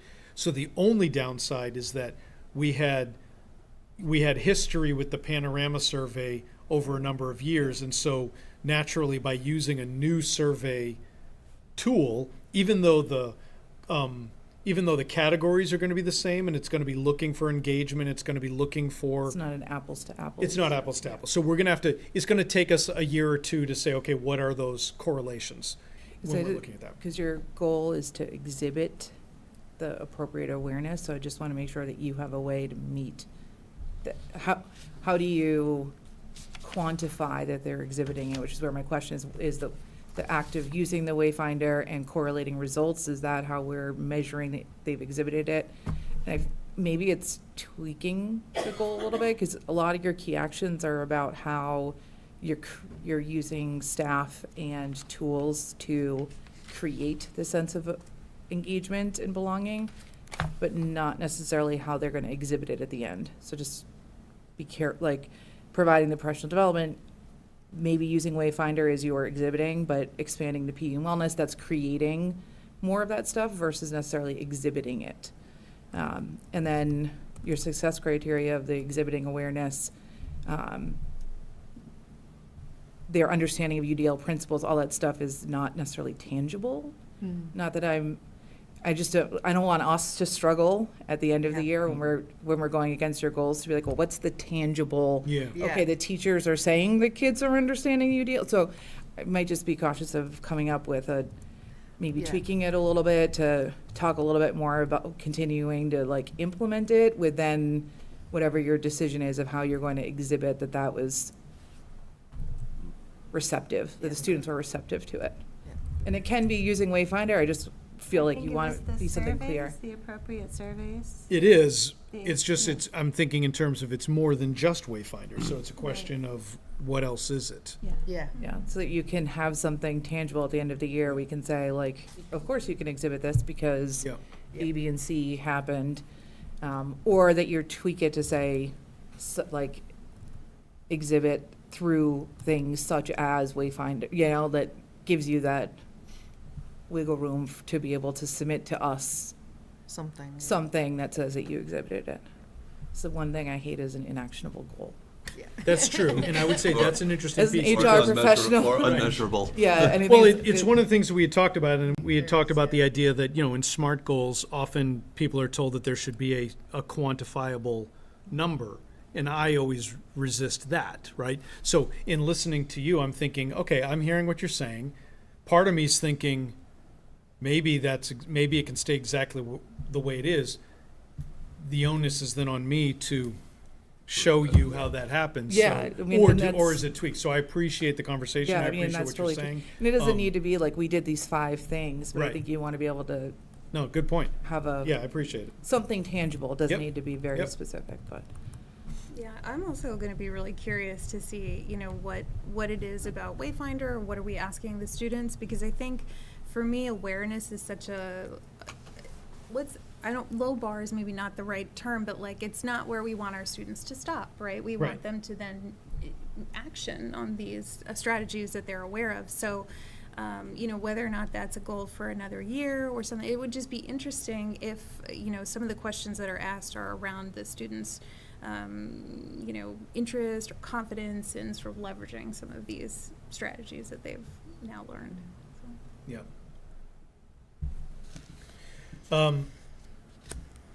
If we look at the first goal, totally going backwards now, right? So this one is not entirely connected in the same way as obviously to the SDIP as much as it is still something as we're working on. We've not actually done a review of our vertical and horizontal alignment in a long time within the district. And so this would be an appropriate thing for us to be doing at this time to create a specific, the curriculum council really already exists in a sense. As Courtney and I took over the oversight of our curriculum coordinators, we've been meeting with them, and so it would be the two of us along with our new instructional technology supervisor to work together to say, okay, where are we at with the vertical and horizontal alignment of all of our curriculum district-wide? We've been bringing in new curriculum like the EL curriculum. We're talking about implementing and exploring new science curriculum in the elementary grades. One of the things we talked about last year was the fact that especially with the elementary school, you could almost be looking at a different curriculum every single year, and that in itself is exhausting to teachers to have to be implementing something new. So one of the things is to really establish a long-term curriculum review cycle. We talked about it, but we haven't actually formally established what that could look like, which helps us with financial planning. It helps us with professional development planning, but more so to also then know whether or not, okay, when someone wants to say, when we're reviewing any part of our curriculum, how easy is it to access that? And is it something that we feel confident, as we've been working towards trying to make sure that all of our elementary schools are aligned, our middle schools are aligned, and then, they're aligned K through 12 with the scope and sequence of all of our different content areas. I think now is a really important time for us to be doing that. So that's really where that comes in, and it supports the work that we're doing with UDL. It supports the work that we've been doing with the rollout of the new curriculum. So it's in alignment with that. It's just not specifically articulated in the ISTIP. So that one's just slightly different there. Well, I wonder with that one, could you also kind of do it with an equity lens of, I know you're talking a lot about curriculum, but are there, as you're reviewing, kind of that over the course of the year, could you also do it with that equity lens of, are the current structures in place, you know, is there equity for access and student pathways? I think that that's, You know what I mean? I definitely think that that's a piece of it, right? Yeah. So I was already thinking of in terms of, we've talked about, and I'm gonna talk more about the equity audit, because we finally did get the report. We did. Kathy and we'll talk about that another meeting. But the idea of looking, those kind of next steps, I think there is, to me, and I can look to see if I can articulate that a little bit Yeah. more specifically. I think looking to see what is available, what is aligned vertically and horizontally, and is it accessible? Yeah. Right? I think in the same way. Yeah. Yeah. I think this one's also interesting as you start to look at new elementary curriculum. Right now, it's probably really easy to fall into, oh, well, let's just pull in our elementary partners, right? But having the better understanding of that vertical as well, and well, maybe you actually need to pull in someone from middle and high school to make sure that the roadmap still gets you from point A There's to a point B. transition. Yeah, and it's not all of a sudden, wait, we just covered that in fifth grade and we're recovering it. So- It is one of the conversations that we just started to have when we were in our conversation, when we were in the subgroup, because honestly, Lori had some great questions about thoughts and concerns about the next S-step, right, when we were looking at the graduation requirements and different things like that. Yes. And I think that this naturally will also be looking at, okay, is the programming that currently exists in the middle school, for example, is that supporting the work that we need to have happen at the academy, in terms of access and the path that students might be following? Are there ways for us to, I think that might be some of the analysis and the recommendations that we might look at. And so I think that to me, that's a piece of that puzzle, Yeah. when we're looking at it. But I think it also starts to plan out some strategy of how to select Right. a new curriculum Yeah. at whatever level. If we need it. Yeah. sort of thing. If we, right. Yeah. So if we could move, for the sake of time, if we move to the end and go to the indicators. So again, one of the aspects of this process is we identify the specific indicators that I'll provide evidence for, because for all education, all of the educator evaluation rubrics, they are massive, and the idea of trying to provide evidence for every single thing at all times is a little bit overwhelming. So each year we focus and we pick one indicator from each standard. And what I've done is I've kind of cross-referenced them, and I said, I think these indicators align with the goals and align with the ISTIP. The one thing I want to highlight is that for the last 2 years, Standard 2, we've stayed focused on the fiscal systems because we've acknowledged the challenging budgets. So I want to be clear, by changing that, I am not saying that we're not having a challenging budget, because I think that FY27 is going to be challenging, but I think it's time to move on to a different indicator. Yeah. I think in the last 2 years, I've kind of shown the Yeah. work that our district has done on that, so I won't necessarily be providing that. Yeah. And Dr. Chu, I appreciate you deliberately changing the indicators for this year from what you were, it Yeah. would be easy to just stay in the rigmarole. Yeah, but yeah. You've actively changed all 4 of those areas to a different indicator, so. Thank you. Yeah.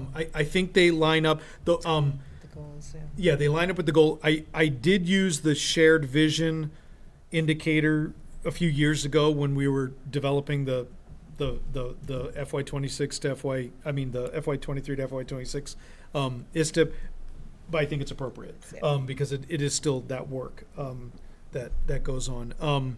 One of the things I talked about, I was thinking about, we were looking at these different ways to communicate. We're talking about being more visible and doing different things. So I thought about using a different family community engagement for Standard 3. But honestly, I just love the title of sharing responsibility.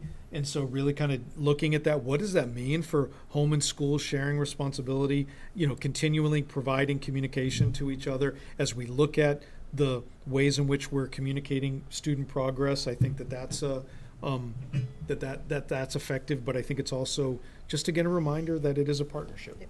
Yep. Okay. there's a lot of feedback there. We're not due to vote on this until the Next week. So 2 weeks then. next Oh, meeting, next I should meeting. say, yeah. Just making sure. So, I like you all, but you know. I'll So look you'll at, take I'll that on look at, I'll board. look at the feedback. Yeah. If I make any adjustments to it specifically, I'll highlight that and share that Yeah. with you, so that then when we come back on the 22nd, you'll know In what, advance. Yeah. what we're looking at. Changed. I regret to add this piece of feedback, which Uh-oh. is that, you know how some of us frequent flyers of the MASC orientation, charting the course, and I like how every time I'm there, I take away something different. I think, and we could both like look for where this is said, but I think maybe that was the first cycle to have one focus indicator, but that the goal is to move towards more in the evaluation. Does anyone remember from that took it recently? So the focus indicator is that you picked one for each of the goals, was it, remind me? I think it's Or just. one from each section? But I think that, Okay. I think one per standard may have been what we did for like the first year to make sure Yeah. that like we were hitting them, but I think the I think goal. they're supposed to vary through, and I appreciate that, and we can look at that. I'll also throw back at you. Yeah. There's also a recommendation that you don't have to, 2 years. you don't actually have to evaluate the superintendent every single year. Yeah. Every 6 months, is that what you're suggesting? Which But I would that's be open to, That's but yeah, another thing I- to Yeah, consider, yeah, if you want to yeah. expand the Yeah. indicators, that you actually expand the time. Sure. Yeah. Yeah. Okay, so I'm going to move us on to school committee goals. I don't know, Val, if you want to open up the draft document. So, you know, take your minds back to June when we did our retreat. We had some really good discussions and, you know, talked about a lot. And I've tried to somewhat capture those kind of goals that we discussed in this very, you know, rough and ready draft document. So we are totally able to amend, you know, tonight in real time, or even for time's sake, because I know nothing good ever happens after 9 o'clock, is, you know, take your notes and reach out to me, and we can take those suggestions on board. So the first one is that community engagement, which we spoke quite heavily about at our retreat, and we've already kind of officially started rolling it out in some ways before we've actually officially agreed on it. I know we talked about hosting these community coffees, which, you know, Dr. Chu has now already set in motion, and that's, I suppose, something that we'll do kind of together and engage as many of us as we can at various points over the year. We talked about bringing more visibility at the community events, which we've done already at the International Farmers Market. We spoke about offering kind of periodic office hours for community members to raise questions, share ideas. And the other thing that we'd noted was increased member participation in the SAC meetings. And I know that's not always easy, but some are in person, some are, you know, on Zoom, but that maybe we could take a look at some of the schools and just kind of pop in now and again to just kind of have that presence and engagement in the SAC meetings. And the success criteria was hosting at least 3 to 4 community coffees or office hours, attending 2 town-wide events, conducting at least 1 broadly representative survey. I know there was something we kind of talked about maybe we might consider doing, and maintaining regular SAC participation. So those were kind of the rough ideas from a very long list. So I don't know if anyone has any initial big thoughts or to kind of jump out at. I wonder if we can add the representative survey as an action step. As a just so it specific doesn't one? get lost. Because, Yeah. I mean, I'm not sure what else we need to do for community engagement unless Yeah. we hear from the community what they want from Gotcha. us, so. Okay. Okay. So we'll jump on to goal 2. And again, the question is, do we want this as an official goal versus kind of what is our day-to-day? Because we had discussed about it about this year really, that we would look at, you know, regular check-ins at meetings, collect family feedback through surveys. And again, this is something that we're working with Dr. Chu on, and use the various data. So the success criteria was a smooth and sustainable transition to an 8 a.m. school start time, supported by efficient bus routes and positive outcomes for students. But again, do we want this as an actual goal, or is it kind of something that is embedded into our work this year as an ongoing? Because you know what I mean? I think the action items Yeah. are a good goal. Okay. I think the success criteria is something that's out of our control. Yeah. We can't control whether it's a smooth transition. So I just struggle with the success criteria on that. I would say tied back to the action items, but Okay. I think I'm kind of on the fence on whether it makes sense to continue it, because we implemented it and now it's, to me, is more of like operational. Like it's part of our Continue. day-to-day maintenance. It's, the only reason I would say it's a good thing to keep is because it is such a big change, to just keep it as that, keep us regularly reminded that we're checking in on it. And the collecting feedback and really having that data-driven analysis throughout the year. I think there's something about that.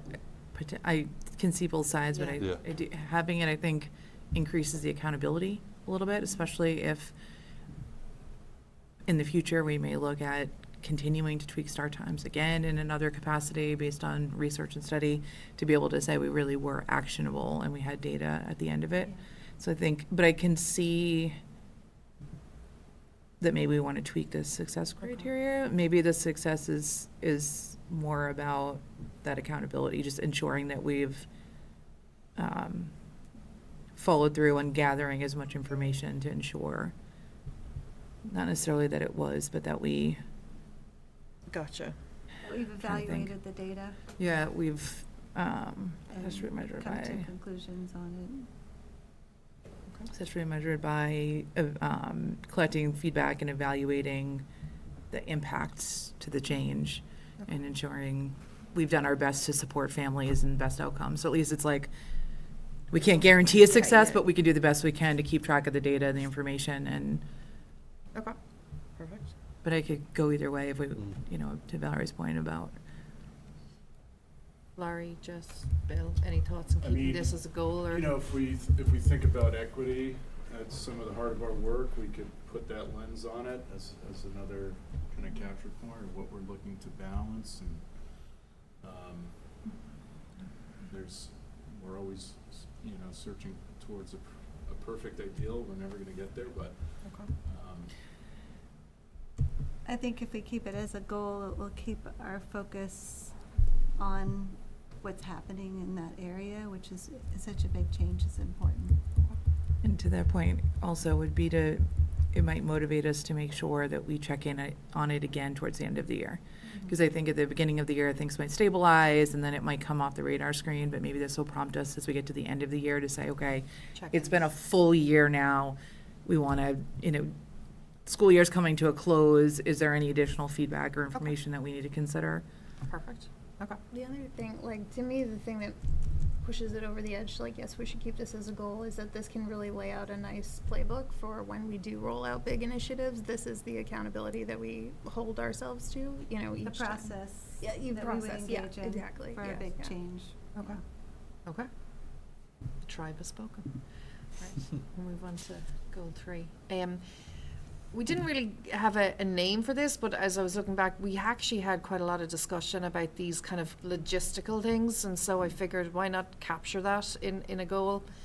One of the things, I think Jess, you had initially raised it, we talked about our operating protocols, coming up with a more snapshot, summary, concise version of it that potentially could be added or included in our agendas. I've done 2 samples that you guys can have a look at over, the next week or so. If you want to take a look at the summary, I think we all agreed on the protocols, which we're hopefully voting on later this evening. But in terms of capturing, either are we going to do kind of just a paragraph? Do we feel it needs a little bit more of a layout? So I shared that information with you guys earlier this evening, so you might kind of have a look and send me your feedback and thoughts on what you kind of think that looks like. The other thing we discussed about was implementing an automated email reply that's going to our general school committee email. Just we had some feedback from community members that they were never sure if our email was actually, if their emails had been received or whatever. And I know we discussed about there being maybe a way to word that in a polite way without feeling like it was a Brush off. A brush off, exactly. So again, I sent to you guys some particular language around it, because I'd like to make sure we've all kind of we make sure we get that kind of wording right. And then the other thing that I shared was Valerie over the summer, because she had nothing else to do, put together a little how-to guide for the Superintendent Evaluation Subcommittee, and it actually, was very well laid out. I shared it with all of you, and it kind of got us talking about maybe finance and policy should also create something similar, if not use the same template, so that almost like we were talking earlier on this evening about the IMF, that there's that procedural process of, if there's a whole new group of people coming on, there's a little roadmap of how it runs and, where documents live, document management, all that kind of stuff. And there's our success criteria: the creation of clear, accessible resources, including protocol summary, automated email response, and subcommittee handbooks, that improve transparency, consistency, and community confidence in the school committee's work. So I know it's a bit of a I would change subcommittee go. handbooks to subcommittee guides. guides, yeah. I don't know, because I feel like handbooks sets an expectation of this very complicated, where a guide is just kind of an overview, just Gotcha. to set the bar in the right spot. Yeah. The name is open to workshopping. Yeah. I like your how-to guide. I feel like just in the criteria, that Yeah. handbook feels like 70 pages, and guide, As opposed to 2. yeah, it feels like 2 pages. Okay, Um, perfect. We can do that. Maybe I'm feeling a little ambitious here, but the second point about implementing an automated email reply, I'm not sure if that is enough for the public to feel like we're hearing them. I almost wonder if there's, every month we just kind of, in these meetings, talk about some of those responses that we've heard, and we have our own little discussion. I don't know, not deliberative, but something that we've taken note and we're expressing it. It's being recorded. It's being put out there that there were general comments about these areas. So almost like, I believe it's select board puts do. They in put them their in the list of packet. correspondence. I don't think they include the actual correspondence, but they at least list the correspondence Yeah. that they've received, like that. Yeah, I mean, that would be more to that, Yeah. just a blanket, What if it was like every other meeting or something, in the informational updates as like under school committee, like 3A would be highlight of some. in email, last, Community community correspondence. correspondence or something, where we just gave an overview about the topics. If that, I was just thinking that maybe that's a good place in the agenda when we're just doing, People may feel they want to come to public comment to talk more about something, or I hate to put more on our plate, but I do think transparency and communicating, we've all talked about how we can garner more buy-in from the community, be one step further. I think people feel more heard probably if we mentioned it in some other Yeah. way. I do think it's something, I typically try and refer to, sometimes when we get, so it's kind of, if we want to formalize it, or if it's just something that we continue to, because that email gets sent to those emails get sent to all of us in that sense. So as long as we're all reading them and referring to them, which I know I often do. Okay, let's have a think about that. We'll come back on that one. Yes, Shayna? just a point of order, I don't know what you want to call it. if we, for suggestions on the, especially on the email reply or on the summary for the agenda, do you want us to just send you directly an email? Yep. Not Yeah, it has to be that way. with a text. Yep, just making sure. Don't want to do anything wrong, guys. It's all right, we'll forgive you. And then goal 4, at the moment, is following on from last year's goals. Finance Subcommittee, we're going to continue their review of the Series 3000 finance policy section, because I don't think all of them were Yeah. done. And did we put off until this year fee reviews? I mean, we did that baked into the NGFG. FG, yeah. Um, Okay, I just didn't, I don't remember where we left that and if Yeah, I that mean, was- I think some of those discussions were that some of them could be deeper dives. Right, okay. For, off the top of my head, I think, you know, when we talked about stipends last meeting, you know, do we look at extracurriculars fees soon?